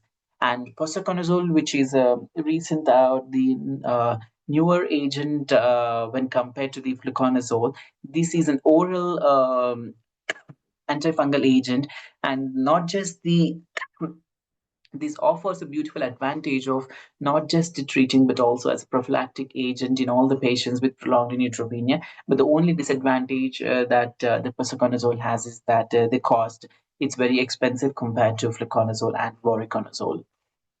And these are some other antifungal prophylactic or prophylaxis indications, wherein if you could see this particular second column, almost all the indications that you see are basically the hematologic malignancies when they have been treated with, or when they have been managed with either chemotherapy or with the hematopoietic stem cell transplant. Hematopoietic stem cell transplantation, or they simply call it a bone marrow transplantation. So in all these patients, they definitely or they certainly need prophylaxis for the fungal infections, and that is usually offered by your posaconazole or fluconazole. And PCP, I think when I was talking about in the very first slide where I was giving the overview, I talked about this Pneumocystis jirovecii or the Pneumocystis salmonella infection. This is the most common opportunistic infection that we tend to see both in all the immunocompromised patients, and cancer patients are no less than. And of course, they definitely land into the immunocompromised group of population, and these patients are to be treated with, or these patients can be offered trimethoprim sulfamethoxazole. Although it's a bacterial, or, I mean, although it's an antibiotic, it offers a wonderful coverage against this fungal organism as well. And the dose and the duration depends on. I mean, it varies if it is for prophylaxis and if it is for a treatment. If it is for a prophylaxis, then it's only one double strength tablet once a day, or you can give it to 3 days a week, or you also have another option of dapsone, or you also have another option of inhaled or an IV pentamidine, which usually is given. The advantage of pentamidine is that you can give it only once every 4 weeks or once every month. So that's the best advantage that it offers. But the usual regimen that we all stick to in an Indian context is trimethoprim sulfamethoxazole for the prophylaxis against pneumocystis jirovecii infection. And now, I would almost come to the conclusion of the presentation by highlighting the role of pharmacology professionals in this, safeguarding the patients or the cancer group of patients with the infections. Is that you always start smart and then focus. Start smart is that thing, but you always have a rapid and empirical drug. I mean, you initiate the treatment with the rapidly with empirical choices, which has a broad spectrum coverage, and then you focus on de-escalating by reviewing the therapy at every 48 to 72 hours, and especially based on the cultures. And IV to per oral switch is something that all the pharma professionals can wonderfully act on it when the patient is clinically stable, hemodynamically stable, when the patient is not on any inotropes, and the patient is having no diarrhea, no patient has having no vomiting, and his gut is relatively well and good, and the patient's hepatitis is all well, then you certainly can switch the IV medication to per oral, especially for the drugs that have got equivalent bioavailability, like such as your linezolide, fluoroquinolones, azoles, such as your fluconazole and all this. You don't have to literally maintain the patient on IV antibiotics all the time.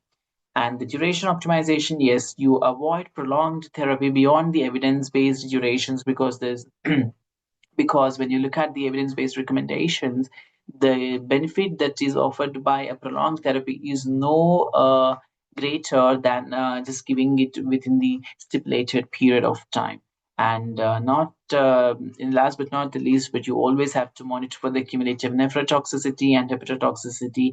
And I'm not going into the details of these toxicities because it was already detailed very beautifully in your previous session by Dr. Lakshma Reddy. So talking about cisplatin, vancomycins, amphotericins, and all this. But just wanted to check if you have any idea about hepatotoxicity. I intentionally left the blank over there. Can you put in a chat box to see what medications, or especially what drugs that you would monitor, that you would need to monitor hepatotoxicity for? What are the anti-infective agents that would require monitoring hepatotoxicity? And those drugs are certainly from my presentation, and I'm not talking about something haywire or out of the book or syllabus. Uh, Tigecycline, okay. Tobramycin. I think it's much better if you restrict the answers to the agents that we have actually discussed in this presentation. Although tigecycline certainly needs this thing, amphotericin B is basically renal toxicity that I've already mentioned on the slide, so that's not the answer. Acetaminophen is a paracetamol. Of course, yes, it needs hepatic monitoring, but that's not an anti-infective agent. Isoniazid, of course, yes, but that's not the one that we have discussed. Azoles, beautiful. Tanmay Shinde, I appreciate your answer. All your azoles would need hepatotoxicity. I mean, they all cause hepatotoxicity, and they would need monitoring of the liver functioning test by the clinical pharma professionals. You would be wonderful people to monitor the hepatotoxicity by the drugs. So yeah, it could be posaconazole, it could be fluconazole, it could be whatever it is. All the azoles are highly hepatotoxic. And can you talk something about the TDM? Can somebody put what are the drugs that we generally discussed until so far requires TDM? Vancomycin and amphotericin B. Still vancomycin, vanc. Okay. Vancomycin, aminoglycosides. That's beautiful. I very much appreciate your answers. Vancomycin, aminoglycosides, and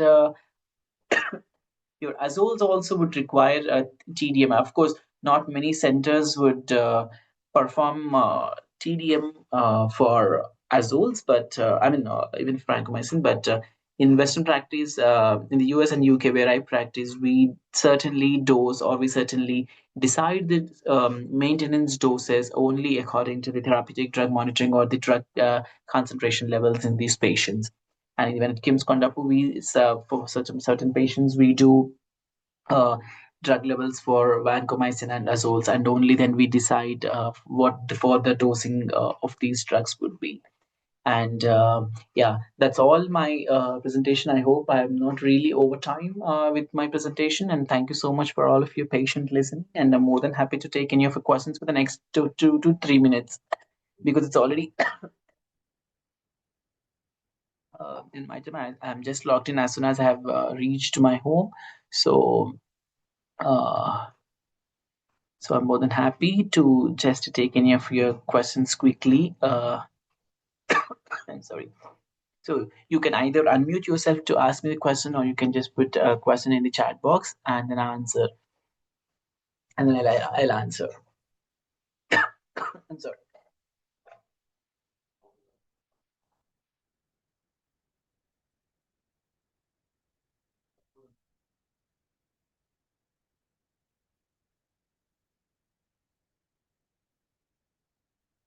Have you all understood this presentation? I hope I'm crisp enough to explain about the general management of the infection, although there is a lot in the world of infections and the bugs. I managed to keep my presentation very crisp, just to the point that you wanted to understand. So, should you have any other questions, I'm more than happy to take them.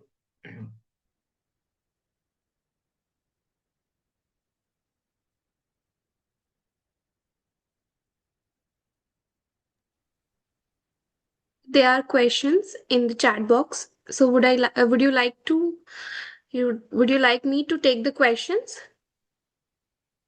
More than happy. So I could see Natasha asking about the strategies that are used to prevent hospital-acquired patients in neutropenic patients. I very much appreciate this question, Natasha, because it's very important. Um, so the strategies used to prevent hospital-acquired patients is that, see, first of all, we all have to understand that neutropenic patients are very much vulnerable to all the infections, say it be community or the hospital acquired, where the patient is. So it's very, and especially when the patient is in the hospital, it's very important that you take neutropenic care, and that's the reason most of the hospitals have this word or the care itself related to the neutropenia, and they call it as a neutropenic care.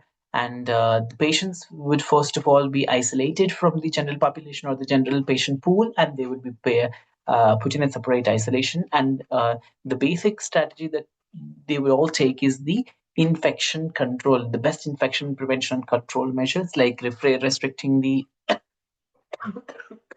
I'm so sorry, restricting the many people to go into this patient, strict hand hygiene and hand wash. There's no exemption to hand hygiene and hand wash. No dry flowers, no fresh fruits, no fresh fruits, no fresh vegetables and anything. And regular washing, regulars, and especially if the patients are on with the need catheters or central lines, proper line management, proper bedding, and all such infection universal precautions of the infection prevention and control and management are all important to prevent the hospital acquired infections in neutropenic patients. I hope that answers your question, Natasha. And Ankit asks for Pseudomonas aeruginosa, which is the best, polymyxin B or colistin, even if we first start with meropenem. So for Pseudomonas aeruginosa. So I wouldn't compare the better efficacies between I'm sorry, polymyxin B or colistin, because both of them equally work equally, is except that certain literature say that polymyxin B has less nephrotoxicity compared to the colistin. But now, I'm sorry. So now, and especially in recent days, for Pseudomonas, that it doesn't need to be treated with polymyxin B or colistin, especially when newer molecules such as your ceftazidime avibactam, aztreonam avibactam, and especially anti-pseudomonal cephalosporins such as your cefepime and metazobactam or plain cefepime are available, you would not need to go with the highly nephrotoxic agents such as your polymyxin B or colistin. And even in the Pseudomonas aeruginosa, especially in our lab, I would generally tend to ask rather than just straight away going to decide what drug I need to choose for Pseudomonas. I would still ask further questions like, is there any other gene or resistant gene that is detected in the organism's genome or the culture or the panel that I would ask for. So that gives me more details as to what particular drug that I can choose to specifically target that resistant gene rather than just the Pseudomonas aeruginosa empirically and then giving a drug by the textbook like that. So I would usually prefer cephalosporin agents still rather than going for polymyxin B or colistin. And what's the difference between empiric therapy and definitive therapy? So empiric therapy means the agents that you would choose with in the absence of a probable or in the absence of a possible culture report. So you would choose a therapy based on the local antibiogram. You would choose based on the site of infection, based on suspicion. So let's say, for example, if a patient is having a respiratory tract infection, so we all from the literature we all know that what organisms can be usually found in the respiratory tract and what drugs can be used to treat the respiratory tract infections caused by those organisms. So that based on the preliminary literature when you treat, that's called as empiric therapy. And once you send out the cultures and when you have a report on your hand and to see which particular organism has been isolated in that particular patient, or like blood, urine, sputum, or whatever it is in the clinical specimen, and then you give it treatment according to that, or you when you give it drug according to that particular organism isolated in the culture, that's called as your definitive therapy. As the name suggests, it's very much definite, or it's a targeted against that particular organism. That's the difference between empiric and definitive therapy. Next Renuka asks, a patient's report shows gram-positive cocci clusters on the initial gram stain. What are the common potential organisms and what immediate actions should be considered? So, Renuka, this is just a preliminary gram stain report, and this will certainly help an oncologist or an infectious diseases professional like me to just look towards what could be the suspicion of, what organism could be suspected. So when you actually have a gram stain that reports gram or GPCs in clusters, the most probable organisms I would think could be Staphylococcus aureus or Streptococcus, because pneumococcus and enterococcus are not typically found in such these things. So most of the the suspicion revolves around these gram-positive organisms, and immediate action is that where I would look at whether the patient already has obviously sorry sorry. So the patient would certainly be on a broad spectrum antimicrobial agent, and I would see if that particular agent has got a gram positive coverage or not. And I would still not just take any quicker immediate action to jump onto the gram positive drugs, but I would just wait for the a final culture report to see whether the GPC in the that has been observed in the gram stain is still correlating with the culture, because not necessarily all the times when you have a gram staining report to be having GPCs, but the culture might grow gram negative organisms, because the gram negative organism might take a bit of a time to grow it on the culture plate or a culture media. So it is not always wise enough to rush according to the gram stain report. That's what we would generally do. And next question is when to give meropenem 2 grams and 1 gram in patient. I'm sorry. Ankit, I'm so sorry that I have not really understood your question, but as per my understanding, I'm sorry, I would suspect that what you must be asking is about the loading dose and the maintenance dose. And again, when you mentioned prophylactic, I'm not really able to really understand what your intent of the question is. So until the time that I would understand, I probably give according to my understanding. So usually meropenem especially in proven patients where it is a carbapenem sensitive bugs. We tend to give loading dose to quickly hike up the therapeutic concentration or the drug levels to reach the higher trough levels, and then we dose, and then we choose the maintenance dose with 1 gram thrice a day, not exceeding the 6 grams per day in any of these patients. But I'm not really sure what you mean by prophylactic here in this particular context. And I would just then move on to the next question. Is there any guidelines for AMSMP practice in case of cancer patients? Because CDC or IDSC, they mostly focus on generalized population.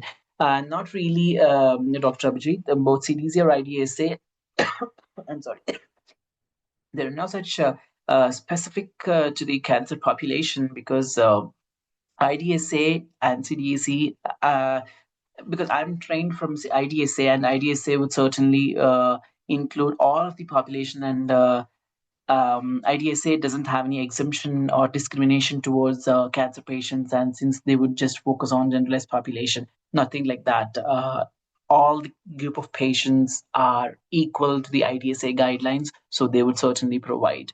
Um, if a culture result is negative after 5 days, but the patient remains highly symptomatic, what are the potential reasons and what for the diagnostics? So here, the potential, since you asked, like, of course, yeah, I appreciate the wording in this question. What are the potential reasons? Because you're not really asking me to give out the foolproof answers. I appreciate that. So the potential reasons could be that, especially in the Indian context, the patients could be treated elsewhere with all the other broad spectrum antimicrobial agents, and if the time of sampling also matters, and if the patient's been sampled after the initial doses of antibiotic, it is high likely that the patient's culture report getting negative even after 5 days, despite the patient remaining symptomatic. And and there could be reason that, for example, if the patient, as I've already explained in my presentation, that if the patient remains symptomatic despite the treatment with your broad spectrum agents, then there could be a suspicion of your fungal infections as well. And there could be a need for adding the fungal antifungal agents. And what for the diagnostics? Yes, certainly we would send for the bacterial markers. I'm sorry, bacterial markers such as your procalcitonin, beta-D-glucan, or aspergillus galactomannan to see what exactly could be the reason. So all these reasons could be some of the potential reasons why a culture report tend to be negative even after the patient reporting, symptomatic, or the patient's being treated with. What should be the drug of choice in hospital-acquired pneumonia and piptazo resistance? So, I'm sorry. So in the case of piptazo resistance, so piptazo resistance means we generally classify not just as a piperacillin tazobactam resistance. It's all resistant to BLBLIs, which include your ceftriaxone, ceftriaxone, sulbactam, and all these. So in the case of piptazo resistance or the BLBLI resistance, then we tend to call such organisms or such infections to be ESBL induced organisms, such as like extended spectrum beta lactamase infections, and the drug of choice would be carbapenems, which is like meropenem. And can we give amphotericin and posaconazole together? Is there any added benefits of that? Yes. I'm sorry. Yes, there are certain indications, such as invasive fungal infections, where you would need a combination of these two agents, amphotericin and posaconazole. But more than this particular combination that you have mentioned here, the advantage, most of the literature, the paper that I would remember from the US based or the UK based guidelines, is that we generally tend to add amphotericin with flucytosine rather than just with this posaconazole. But if I'm sorry, if there is any infection, or if there is any such invasive fungal infection that would require a combination, and especially in this the latest developments, we also have echinocandins, which can have a better coverage, or which has an additional coverage, or which has a combination of the coverage that usually amphotericin B and posaconazole already has. So these two combination could be avoided with the use of an echinocandins in the fungal infections. So how does antimicrobial use affect the global problem of antimicrobial resistance, and what are we doing to use these drugs wisely? I think this is a very, I think your particular question, Nisarga, itself is another, becomes a topic for another conference, or maybe a 1 2 hours long conversation. So, but I would just try to keep the answer very minimal, because you're talking on a very big aspect of global antimicrobial resistance. So overuse and misuse of the antimicrobials is one of the biggest reasons why there's a resistance. And I hope you all must be aware that we recently had passed through a week so called as World Antimicrobial Awareness Week. This is the reason why the WHO has called on for week-long celebration, naming it as the World Antimicrobial Awareness Week, to raise awareness amongst public healthcare professionals, doctors, students, and everyone to use the antimicrobials wisely, especially the, I don't know how many of you are aware of the uh, WHO's aware list stands for access, watch, and reserve. So when you use this particular group of aware drugs wisely, then most of the resistance can be cut down. And it's not just about we humans, or it's not just about the human population the antimicrobials are used, but when you look at the One Health approach by the Indian government, that focuses on your environment, and that also focuses on your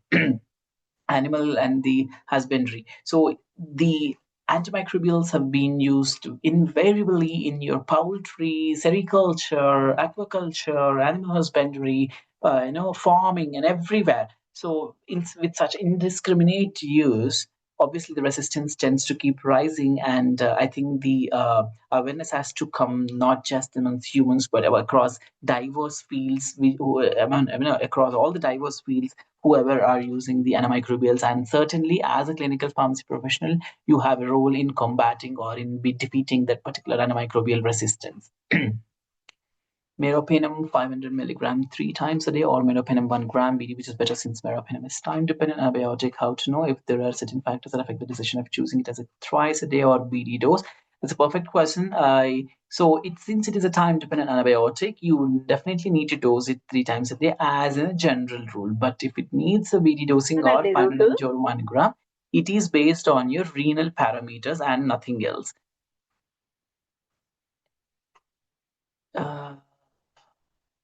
I think in the interest of time, this is probably the last question that I would take. I'm sorry. So how can I differentiate between benign idiopathic neutropenia and early chronic idiopathic neutropenia? So, I'm sorry. So, Devjyoti Dev, you certainly have. Actually, I forgot to include this particular slide. I had included this slide in the in my earlier presentation, but I intentionally have removed it. You have certain scores such as like MAC to really risk assess the neutropenia and differentiate between those two classes of neutropenia, and then act or manage the condition accordingly.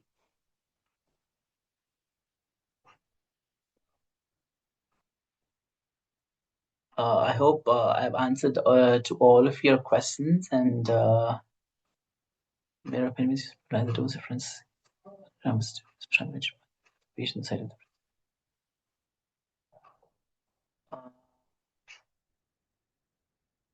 Is there anything I missed, or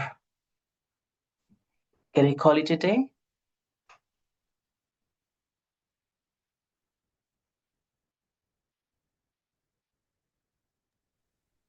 Thank you so much, Dr. Sukesh Krishna, for your valuable contribution.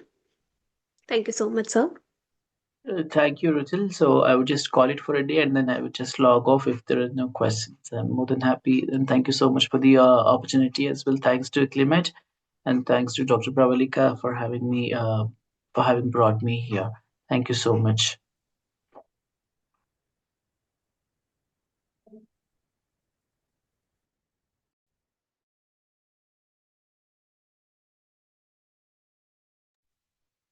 Our next session shift focus to a holistic integrative approach to cancer care, an area gaining global recognition. We welcome Dr. Usha Rani MR, a distinguished professional known for bridging traditional practice with modern oncology. Dr. Usha Rani holds a BAMS from Government Ayurvedic Medical College, Mysore, and a Master in Yoga with extensive experience in clinical practice and research in Ayurveda and therapeutic yoga. She has managed projects in psychiatry and neurology, authored the second edition of Yoga for Depression, and contributed to a chapter on yoga for migraine at NIMS Nimhans, Bangalore. She has published research paper on yoga for anxiety and yoga for mothers with postpartum depression and their babies, and developed specialized yoga modules for conditions like migraine and multiple sclerosis. Currently, she is pursuing a PhD in yogic science.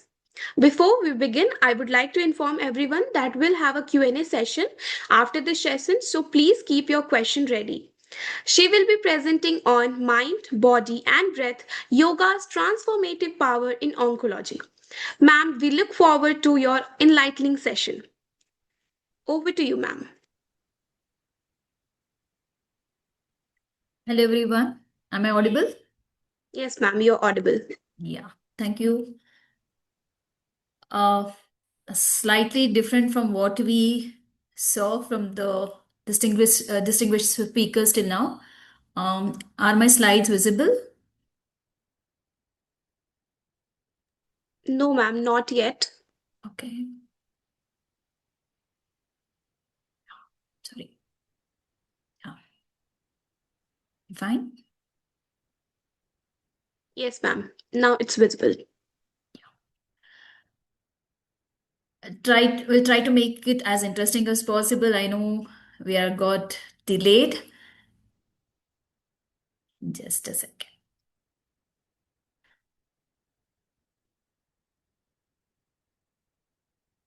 Yeah. So all this while we looked about the adverse events and the adverse events of the patients and all the medicines you've been giving to treat the neutropenia. I mean, whatever little I just took it from the past two sessions. Now we are only focusing only on the body. And doctor said that if the clinically the patient is stable, we can try giving the medicines, etc., change the medicines, etc. Now, what about the mind? What's happening into the mind? Are they ready to take those medicines? Or, I'm not saying that they can't take medicines, but what's happening in their mind? Like, how are they coping up? Are they really ready? Do we ask them, are you okay? Like, how are you doing? Many times, this is little while the entire focus is shifting on the body, what's happening in their mind, how what are the confusions they're having, what are the stress levels they're going on. This is something which is little forgotten, which our sector, that is the psycho-oncology or the yoga, this is where we come in, we pitch in to help them cope mentally. So all the one side of the oncology is a very comprehensive care. While one is taking of the body aspect, we are looking at the mind aspect. It has to go in hand, right? And that's where I'm here to understand where is the mind, what is it doing, and what is happening at the mind level, and how is it affecting the body, and how do we bridge these two. Are we How to bridge this gap is where I pitch in, and that's the topic today's about mind, body, and breath. So I'll just give a small story. I've worked in a cancer setup as well as a mental health setup, that is an enhance. Now, when I used to see any patients coming to my room, they don't tell their name. They usually say that I'm a breast cancer patient, I'm a head and neck cancer patient. Similarly, when in the same experience in Nimans, whenever any patient used to come to us, they used to say that I'm a depression patient, I have anxiety. I said, no, no, please tell me your name. And that's what exactly happens. They're so much associated with the disease, illness, so much, they forget to tell their names. They start with their diagnosis and treatment rather than themselves. So, what's happening? they are associating themselves more to the disease than themselves.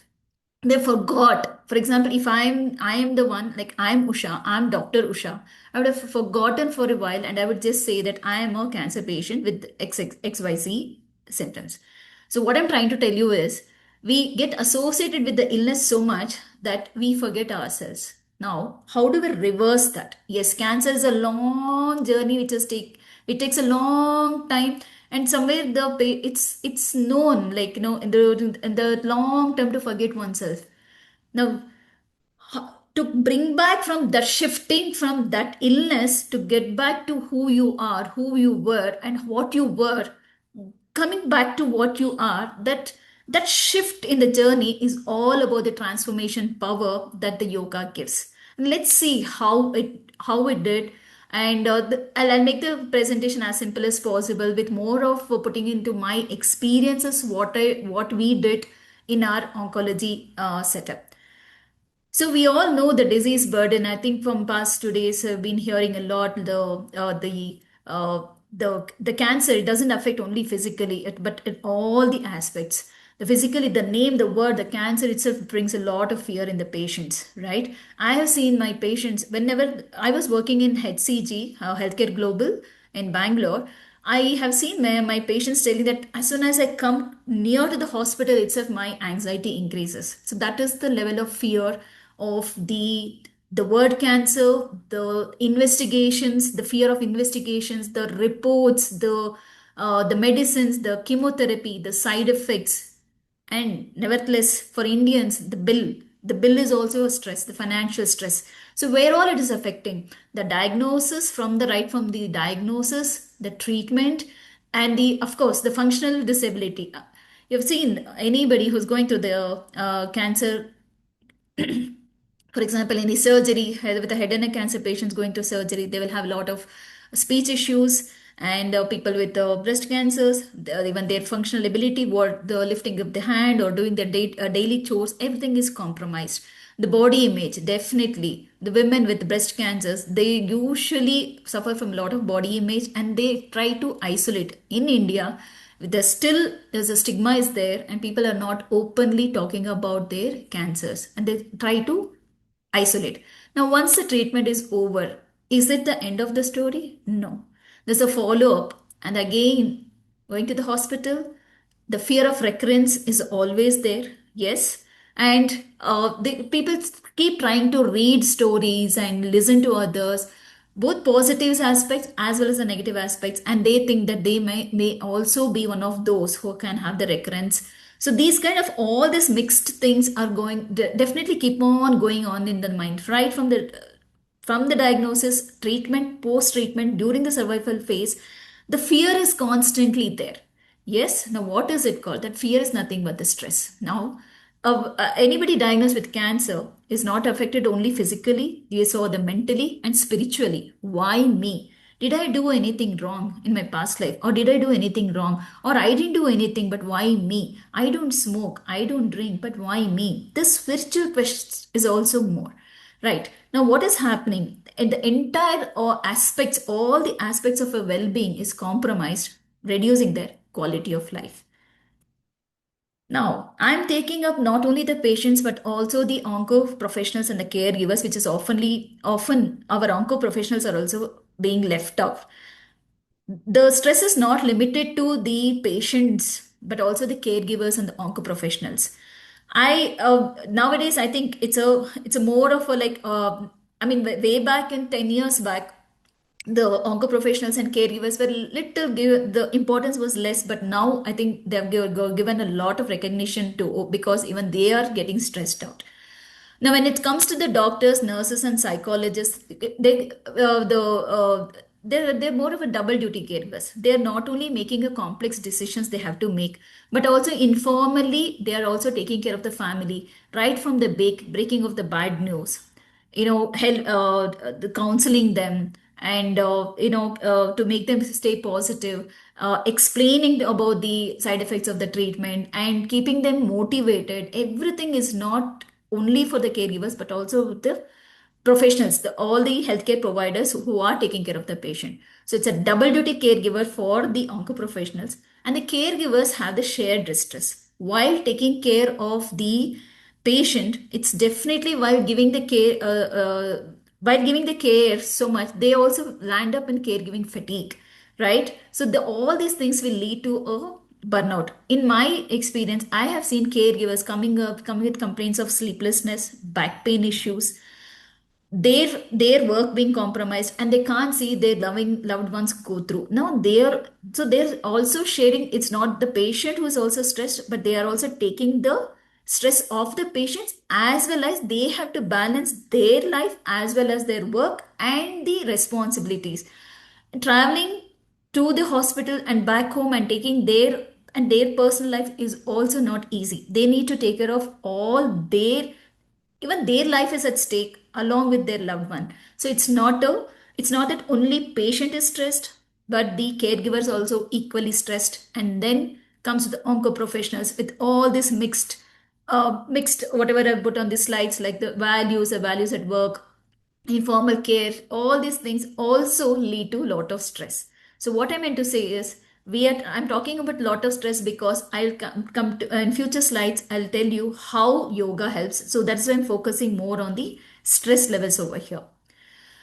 Now, little stress is very much necessary for us to do any work. It motivates us. Even a marriage is a stress, but it is a stress. We call it as a good stress. But when the limits goes beyond our beyond what we can handle, then it is a distress. Now, cancer is a disease which as you said, it's not a 1 day treatment. It's not like 5 days we take antibiotics and it's over. No, at least minimum from 6 months to it takes years, and the follow-ups, relapse. It's a continuous journey. It's a long journey. Now, the stress for a limited time is fine. If you're able to cope up, you're able to handle, it's fine. But if the stress goes beyond a certain time, then it will definitely affect our immune system.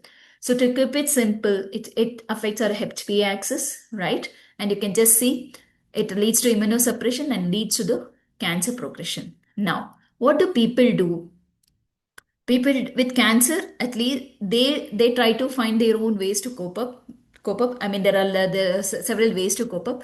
But what about the healthy individuals, like the caregivers or any other normal human beings? What do we do? Usually they get into unhealthy behaviors, like eating junk, then not moving out, just there to overcome those boredom, watching a lot of TV, then switching, getting into abuse, alcohol abuse, tobacco abuse, etc. Right. Now, what is it? Is it a healthy way of coping mechanism? No, right? It's all, you're just trying to escape from the stress. So you're trying to, is the slides visible? I'm sorry. Is the slide visible? Second. Right. So Yes, what I Dr. meant Vishal, yeah, slides are yeah. So visible. what I meant to say is there is two factors here. One is you have an external stress factor, which is for to which you are stressed, and to cope up with the stress, you're indulging in healthy behaviors.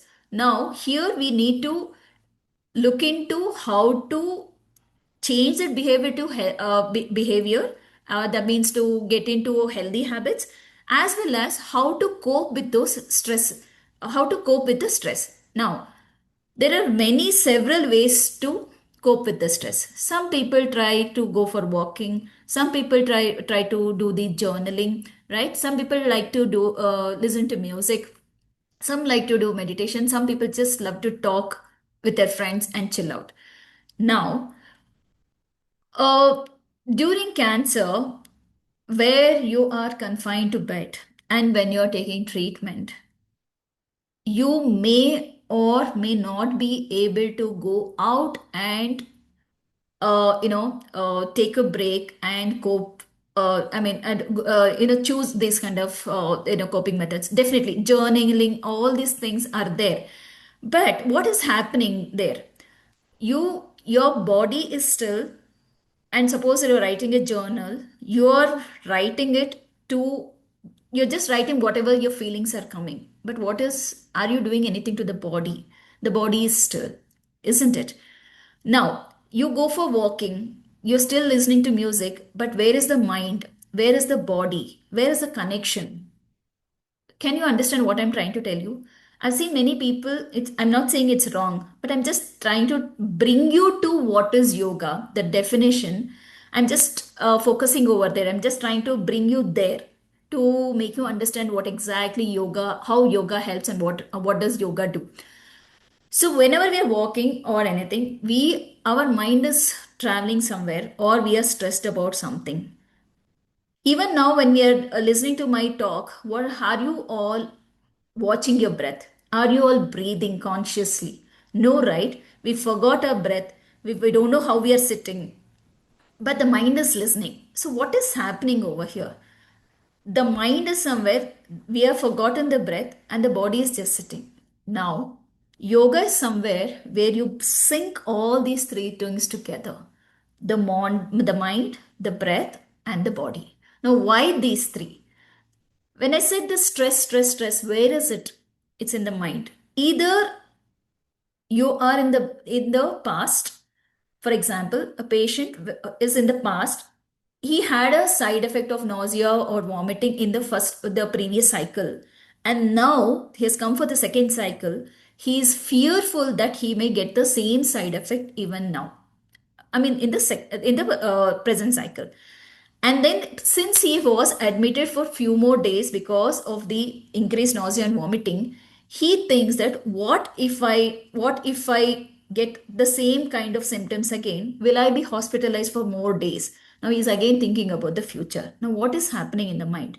Either it is in the past or in the future, the diagnosis and the prognosis, or previous chemotherapy, whatever the first cycle of chemotherapy, they're scared that they may have the same side effects now, and they'll think about tomorrow. What if the bills go higher? Will I be able to manage? What happens if every cycle is like this? So what is like this? They start keep worrying. So what is the mind happening? The mind is thinking the past or in the future, and that is known as the stress. There, it is not in the present. Right. Now, when there is lot, when these thoughts are happening, it is not one thought, right? What exactly happen? What is exactly happening? This is, I'm talking from all my patients' perspective. It's not mine, or it's like a combination of all these stress factors that I've heard from my patients, right? First, they think about the side effects. Next, the bill. Next, leaves in the office. What next? Then, the guilt feeling that, oh, my children are waiting at home. My wife, I'm burdening my relatives or my family members.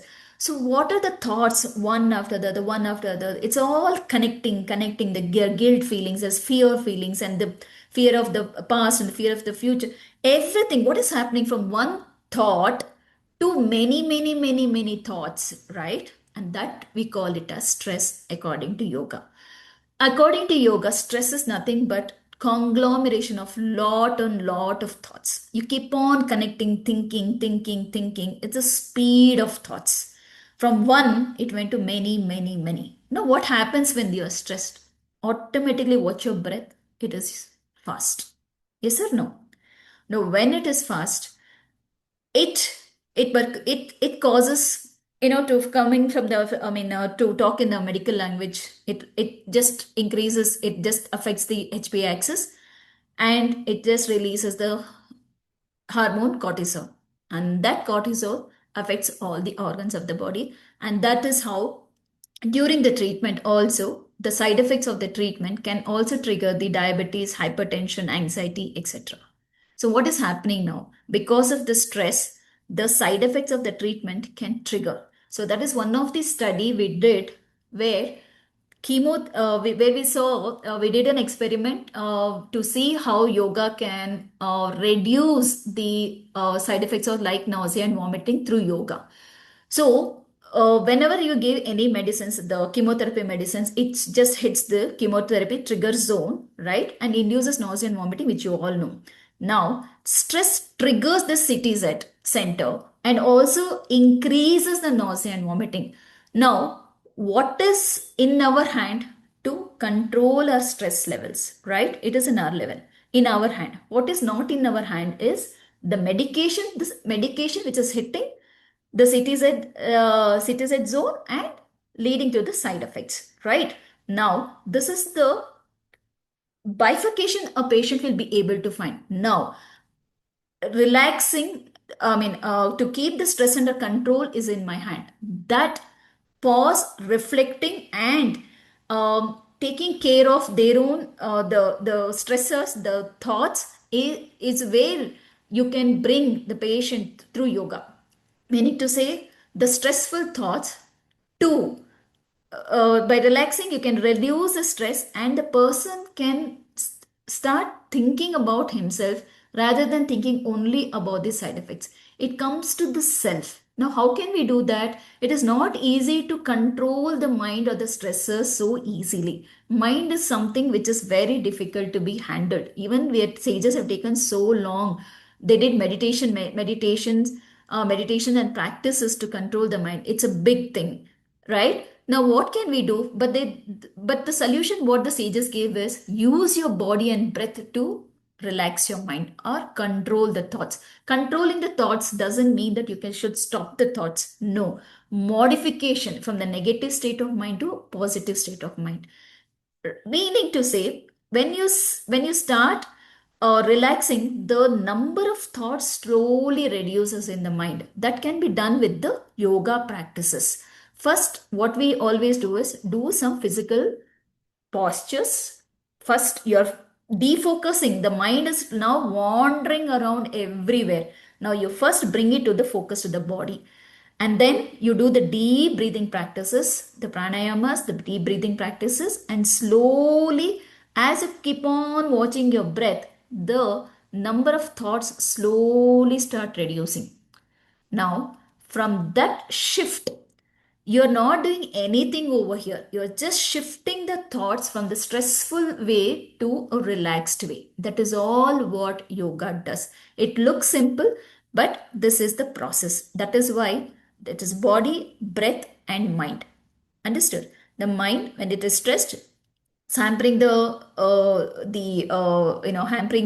breathing pattern, and that is affecting the body. Now you just reverse it. Use the body, slow down the breathing through the breathing practices, and indirect, and then the mind or the stresses or the thoughts slow down. This is the trick of yoga. So now what did I say from in the beginning of this slide? I said we got associated with the illness. I am cancer patient, I am this, and now you're reversing to what you are. That happens from the, again, that's the same, this shift happens through the practices. So yoga is not a theory, but you need this understanding, and then when you do the practice, you need to experience the change when you really want to understand how yoga helps. So that is what it is, an unwinding. Can you see this picture? It is just unwinding those stressful thoughts and start relaxing. As I said, it is the body, breath, and the mind. Yoga, the word yoga means uniting. What? The body and mind through your breath. Now, what happens by doing yoga? Yoga doesn't directly help in reducing cancer, but indirectly it will improve your immune system. How? By reducing the stress. I told you they have a greater control over the threats. There's a change in the perceptions or the intrusive thoughts. It reduces the depression. Then the patients start taking, ownership of their life. They take the ownership. They get motivated. They stay motivated to take the treatment, and reducing all these stressful thoughts. They start thinking in a different way, and many times I've seen patients giving up the treatment in between, although it was some of the, the most curable cancers. Even there, because of the stress, they try to give up. Now we have seen people doing yoga and relaxation techniques, and this sort of like they start accepting the disease in a better way. And we have seen like a lot of cancer patients doing well after doing yoga. So so yes, yoga is a lifeline throughout their cancer journey. But now many people have come across, no, I can't do yoga. Now, how many of you really thought this as yoga? Yes? Anybody in chat box? How many of you people thought, how can your cancer patients do yoga? Or all these tipsy topsy curves are yoga? Or always felt that I can't do yoga, I'm not flexible, I can't sit down. I've seen my patients coming and telling me like, no doctor, I can't sit down. I cannot concentrate, I can't do meditation, I can't bend forward. These kind of I've seen these kind of questions being asked, right? But what is yoga all about?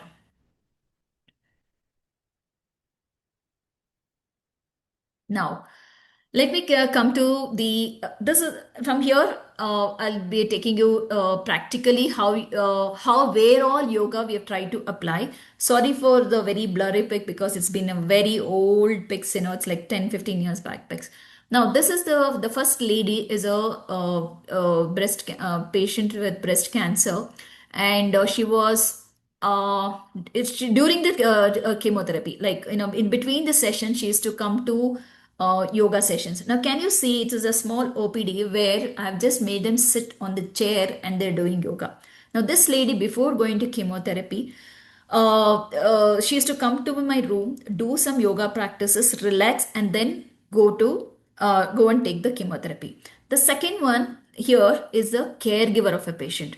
Now, as I said, caregivers are also stressed along with the patients. Now, he used to come relax himself. He was a software engineer who used to do the night duty and come in the morning to take care of his wife. Young couple.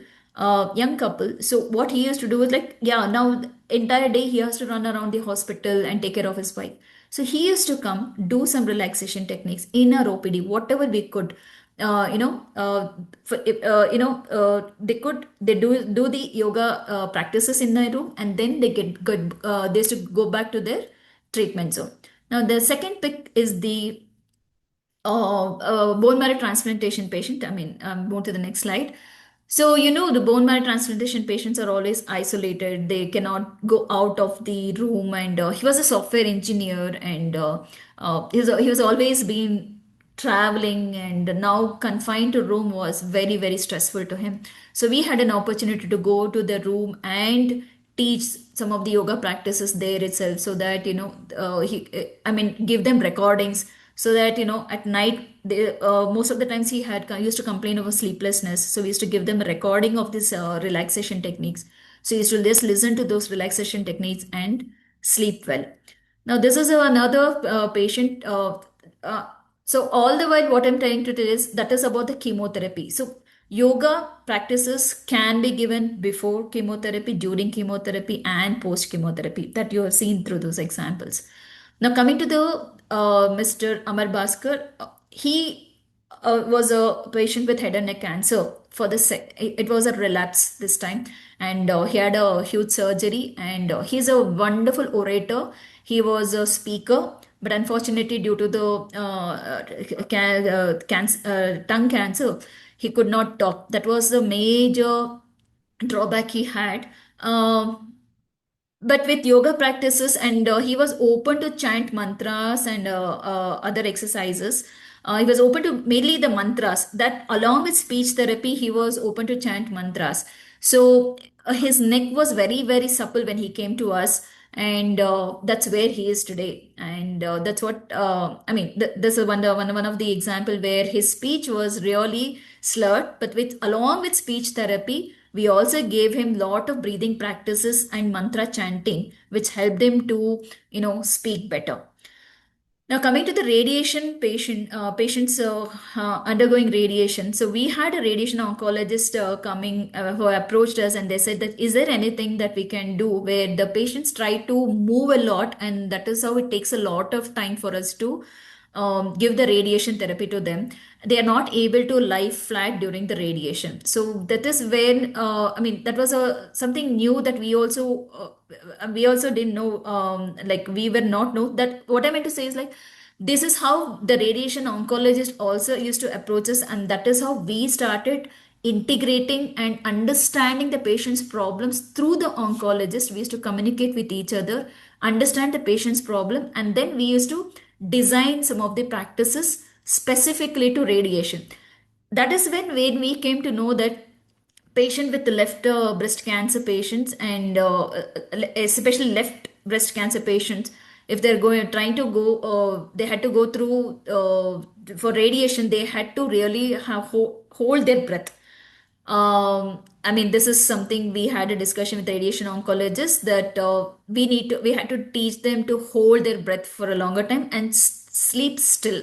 Now, this is something that they were finding it challenging, and with our yoga practices, especially the shavasana and pranayama practices, we were able to, teach them these practices, and they were able to hold their breath during the radiation. This is something which radiation oncologists thanked us because of the shavasana practices and breathing practices.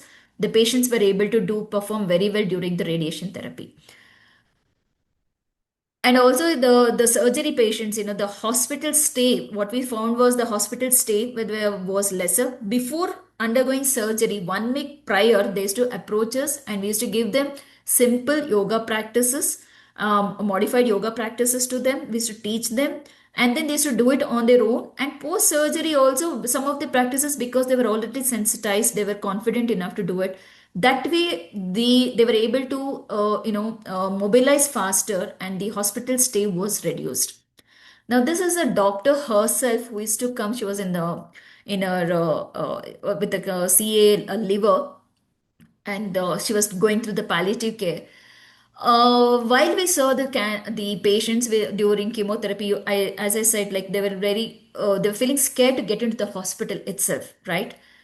Here is another story. This patient had nothing much to offer except the painkillers, but chose to come all the way. Those times we did not have online sessions, but she drove, I mean, she used to come from a very far off place only to take some relaxation techniques from us and to find some solace during her last few days. And she passed away peacefully. Yes. Now, pediatric cancer is not. It's another big stressful scenario where the kid is was diagnosed with hematological cancer, and that's a sibling you can see, and the family. Now, this is the home visit with the first time we started for yoga sessions, where we gave yoga to the entire family. You can see this boy is the patient, and you can see the sibling also doing yoga along with him, and you can see the entire family doing yoga to motivate the child. So you can see both the patient, caregivers, and the sibling, everybody together are doing yoga practices. So really, they cooperated really well, and the entire family used all these relaxations to go through this journey more peacefully. Now, coming to our healthcare professionals. Now, what we did. Now, this is Dr. Beliappa, the radiation oncologist. After a very tiring day, or especially on Mondays, we used to get a call from those doctors where they just want before getting into the next set of patients, they really wanted to take a break and pause and relax. So you can just see we used to just go to their consultation room and give them very simple 15 minutes relaxation techniques, so that they also pause, relax, and then so that they can see the patients in much better way, more positive way, and more relaxed way. It's the time was taken to energize themselves through yoga practices. Now this is Mr. Lohit, who was palliative care. He was working for the palliative care team, and palliative care team, the stress is even more immense, because most of the times they deal with the end of life care patient, and the stress is not less for caregivers as well as the nurses who are working in that department. So we also used to give whenever they felt stressed and they had a very difficult patients, or the the people, the patients at the end, somewhere some kind of little some way that attachment would have happened, and it was used to be difficult for them also to see though losing their patients. So that time they, whenever they used to get disturbed, we also had we used to go and give them some of the yoga practices, simple relaxation techniques. You can see them doing the breathing practices, doctor doing the simple relaxation techniques on the chair itself. Now coming to the other stakeholders, like the front end, like and the radiologists, all these other teams of onco care. You can see all the nurses. We used to give a hold like weekly one session, once the sessions for sessions to them, teach them simple exercises which they can do in their seat or at home, wherever possible. So basically what we are trying to do is, like, we have tried to get a pitch into every stakeholders, see their what are their stress, and based on that we have tried to teach yoga, make a different yoga modules for each of them and deliver it. Now with this, what I would like to say is, we saw the yoga tipsy topsy turvs curves. That is not yoga. Yoga means a postures. Everybody thinks you need to be flexible, you need to be thin, etc. to do yoga. No. To stay calm within yourself, to stay relaxed within yourself, just like that baby, is what is yoga all about. And how you do it? Yes, using the breath, postures, and then some relaxation techniques through your mind. Now, many people have also asked me, so many schools of yoga are there, which one do I choose? Now, I gave you a very simple trick saying that what is yoga? The body, the union of the body and mind through your breath. Body, breath, and mind. These three words you need to keep in your mind. Now, when you see Iyengar Yoga or Patanjali, our Ramdevji, what are they doing? They're doing their physical postures, right? This is asanas. What are they doing? They're using their body to remain still or stay in a position. This is a physical yoga. Now, Sri Ravi Shankarji, all of you know, what is he into? More of the Sudarshana Kriya. What is it? It's a breath practices. So, breathing. Now, this is a person who's meditating. I think, I hope all of you would have know the word meditation, and vipassana is a very famous type of meditation, where what are they trying to do? They are meditating and they're trying to relax their mind or calm their mind or control or modify their thoughts and stay in that meditative state. Now what are we doing here? One is focusing on the body, the other person is focusing on the breath, the other person is completely focusing on their mind. Ultimately, the principle is the same, to calm down the mind. For patients or the beginners, we use all the three, the body, the breath, and the mind. Combination of this is yoga. Yoga, we are the pioneers. We are teaching to the world what yoga is. But so please take home messages. If anybody asks what is yoga, yoga is union of the body and the mind through your breath. This definition is your take home message. Now, let me make you understand what we did when we saw all those practices. You must be wondering, how come on the chair and on the bed? What are they trying to do? For to understand that, let's understand the difference between a general yoga and what is yoga therapy. General yoga is usually advised for the people who have minimum health issues. Can you see that? You don't need this, a slight flexibility. I don't say full flexibility, a slight flexibility with minimum health issues is what we teach in general yoga classes. But for the people with health issues, especially cancer, it's a modified version of yoga practices, and that's called yoga therapy. Now, if you see in the previous slide, the same practice is done by a healthy individual. But now I say at least the same practice, a person who is wheelchair bound, it's a modified practice. He's on the wheelchair, but doing to according to his capacity. Now, this is another practice. This lady, it's a Shashankasana, where you sit on the floor and bend forward. Yes, I think I have this picture as well. Can you see this? This picture where a person is able to sit on the floor and completely bend forward, right? And the same effect can be got by focusing same thing on while on the wheelchair. And this is the some of the simple mudras also. Mudras are also part of yoga practices which are given for the bedridden patients. Now, what I meant to say is yoga is doable for everybody at any stage of the disease. There is no constraint for yoga except some of the practices they need to do it slowly and under supervision. Very, very important. They have to do it under supervision. People with health issues should do under supervision. After learning properly, they can do it on your own, on their own. Please note this point, right?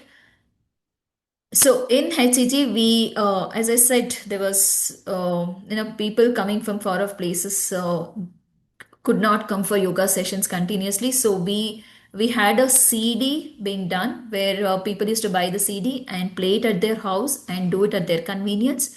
We also started the support group programs where on one side we had the patients, on the other side we had the caregivers. So we started making the caregivers as a mandatory to come along with their patients to do the yoga practices. This was some of the programs we started there. And it's the only yoga cannot survive. Yoga also has its limitations. Likewise, the allopathy or the conventional medicine have their own constraints. Now, we need to respect each other's constraints and see what is good to the patients. And that is how we started doing this integrative oncology meetings. This is Dr. Naveen Salins, one of the very renowned palliative care physician. Sir is heading the Department of Palliative Care Medicine at KMC Manipal. So, Sir brought a lot of changes, and Dr. Nandini Valat, ma'am. We liaised with this team. So you can see it was a team of oncologists, palliative care physicians, pharmacologist, then yoga therapy, dietitian. We all came together, and that is how we used to understand each other's scope. And wherever the patient needed intervention, we used to call each other and do give whatever is required for the patient. We used to communicate with each other, and that's how we used to take care of the patient. It was a holistic approach in this way. So multidisciplinary approach is the need of the hour, and that is what motivated me to get in deeper, and that I think that was the take home. I mean, that was the start of my journey to get into understanding. We have been talking about the integration multidisciplinary approach for cancer from years and decades, but it's not really happening. If you go abroad, MD Anderson has a yoga department, a running full-fledged department, but it's not happening in India. Now, where is the barrier? What are the hurdles that the oncology setups are facing? And to understand that understand those constraint is all what my PhD topic is all about. Oncologists' views on what facilitates or hinders referral of cancer patients to yoga service in India. So I've interviewed around 25 oncologists so far and try to understand from their perspective where are the hurdles, how do they see yoga as a benefit or not, and where are the hurdles in incorporating or integrating yoga into cancer care. I've just completed my data collection. I'm just waiting for the paper publications, analysis and publication. So this is the whatever we did from the starting the yoga department, and wherever no, yoga therapy is feasible, or to make it feasible what should be done, all these things as I showed you in the slide is what I put it into a poster presentation, and this has been presented in several conferences so far. So with that, I end my session. Any questions? Uh, Hello, guys. I think you have wonderful informative sessions today from Dr. Lakshmareddy sir, Dr. Sukesh, and Dr. Usha. Usha, it's very wonderful and enlightening. I think our students have been seeing different sessions in yoga being here for our pharmacists for the first time. I think what's practical is entirely different what is going on and what we know. We know cancer only from one view, like adverse effects, but never we heard of things, but we never knew how this is put into practice. And thank you so much for such a wonderful session where you have brought all the practical insights, what you have seen live. It's not just the some theory part we have seen today, we have seen live cases. Guys, it will even give us energy that there is some other field which we can even have additional to our degrees. And thank you so much, guys. You have any doubts, you can talk to Dr. Usha. If you have any other questions that you don't have time to ask, you can post us and you will get answers. As I told you, like yesterday, by the end of 5 days, all your doubts will be cleared from all our speakers. Hope you had a wonderful session and thank you for being patient. 100 of you are still live. I think today it's been 10 and I'm very happy for that you all are interested here. It would have been a broader thing I am feeling right now that our session. Hope guys, if everything is clear, thank you and have a good day. And thank you, Dr. Usha. Thank you. Guys, give in your feedbacks before you leave. There's one question. Yes, yes. First. Uh, Kalpana, could you elaborate on your question if you can? Mentality first. Is there any chance that any person had a cancer due to thinking of that? What kind of mentality? Dr. Usha, I think Kalpana meant that thinking of that um she is telling that if somebody has a mentality of thinking that based on some symptoms, I might have a cancer, I might have a cancer. I think she means that if someone would develop cancer because of that attitude of thinking that they might have chances of getting a cancer, maybe because of some symptoms or their lifestyle or something. So, guys, Very exactly, you cannot tell. Ultimately, practically speaking, it's not mentality, it's not psychology, and it's not mutation. Whatever happens due to any reasons, if there would be a mutation that will cause you cancer, not a single uh, mutation, multiple. just go Within little pathologically, beyond. Yeah, just going beyond that mutation is like the. As I said you in according to yoga, whether you're thinking only about cancer or any others kind of stress, it is just a thoughts. Just because you ask diabetes may not come. If you ask for cancer may not. But how much you're thinking, the amount of stress and the fear, that continuous thoughts which is happening in your mind, and that leading to sleeplessness, and how much that is affecting your HPA axis, may lead to, need not be cancer but many other diseases also. So we cannot say that if you think about cancer, cancer may come. See, in yoga we say that we are all born with some of the organ which is little weaker organ. Okay, it is told something somewhere or somewhere, some part of a body, there will be a weak spot, and that is where the diseases hit. That is what we believe in yoga, in the concepts of yoga. So if you think about cancer, cancer may not come, but maybe gastritis, you may get land up in gastritis or some other migraine or headache. We don't know, right? So the thoughts, how much you're thinking about it continuously, and then unnecessarily you are affecting your HP axis, leading to your increase the cortisol levels, and that will hit whichever organ is weak in you. So that way we can say that a person can get diseases. As she said, the mutation, it can trigger the mutation. That's it. Dr. Vishu, one more question: how to manage mental health while treating patients? Like long shifts and all. Yes. Yeah. So we ideally we should have one practical session also, Dr. Pravalika, wherein I can teach them, some of the practices which you can do, before going to the work or in between the breaks of work. What are the simple practices you can do so that you can energize, recoup, and get back to your work, especially healthcare professionals. Sure, Dr. Rusha, we will definitely have uh, sessions in the coming classes. Yeah. Guys, if you people are interested, you can share this on our feedback forms in future or in coming ahead. Maybe in the new year, we can start off something new for yoga and students and yoga and healthcare professionals.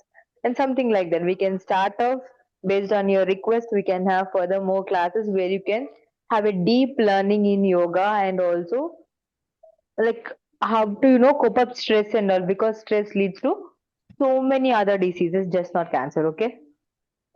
Yeah. So I can talk hours together on the theory, but you need to feel the change. You need to feel what is exactly the body, mind, breath. How do you really, align all these three together and feel the change? Then only you'll understand what yoga is. Otherwise, theory is 50%. I mean, theory is only 10%, but practically 90%. It's whatever I'm telling you, you need to feel it. Only then you can see how yoga is working. Otherwise, it's only words. Kalpana and other students, see in Dr. Usha's presentation, you have email ID, contact number. You can contact her through her consent. Please, all of you, don't dump WhatsApp messages or calls on her phone. But if you really need, if you want some guidance, Yeah. I think with her consent, you can definitely approach her. All our speakers are flexible and also available. But don't please keep junking, messages and mails so that they get scared that you don't want to take your classes next time. No, So with no. their consent, you can post on the LinkedIn, you can mail them, and you can talk to them and then find out. I think it's too late. I think many of you, I think almost three-fourths of them left, Dr. Usha. With That's your fine. consent, they can approach you for further things. Yes, yes, definitely. And thank you, Dr. Pravalika, and Ritu for giving me such a nice platform to share my experiences.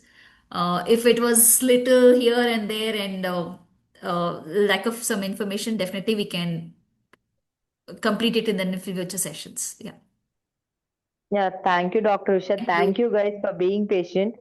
See, you can even approach Dr. Ajit sir if you want for further sessions, and we can arrange it, because it's the first oncology conclave that we are conducting in India for the first time, and it's online. If you people are getting interested, we can have further more conferences and further more sessions, not too late night, where more interesting and Sunday, Saturday classes, and we'll surely do it. But if you need it and if you want it on your request. So don't think this is the end. This is just the start. Okay, guys? Then we'll sign off or take off. Fill your feedback forms, and thank you, Dr. Usha. Good Yeah. night, all of you, for being patient on the second day. I think we successfully ended our second day. Thanking all the speakers. Thank you all. Good night. See you. Thank you, everyone. Good night. Take care. Thank you, ma'am. Thank you so much for your class. Thank you. Very informative. Thank you. Thank Thank you. you. Yeah. Thank you so much, Dr. Usha, for your insightful session. With that inspiring session, we conclude the agenda for 9 December. A heartfelt thank you to all speakers and the participants for making today so meaningful. We request everyone to stay connected, continue the discussion, and join us again for the upcoming session of the Conclave. Good night, and thank you for being us with today. Thank you. Good night. Thank you.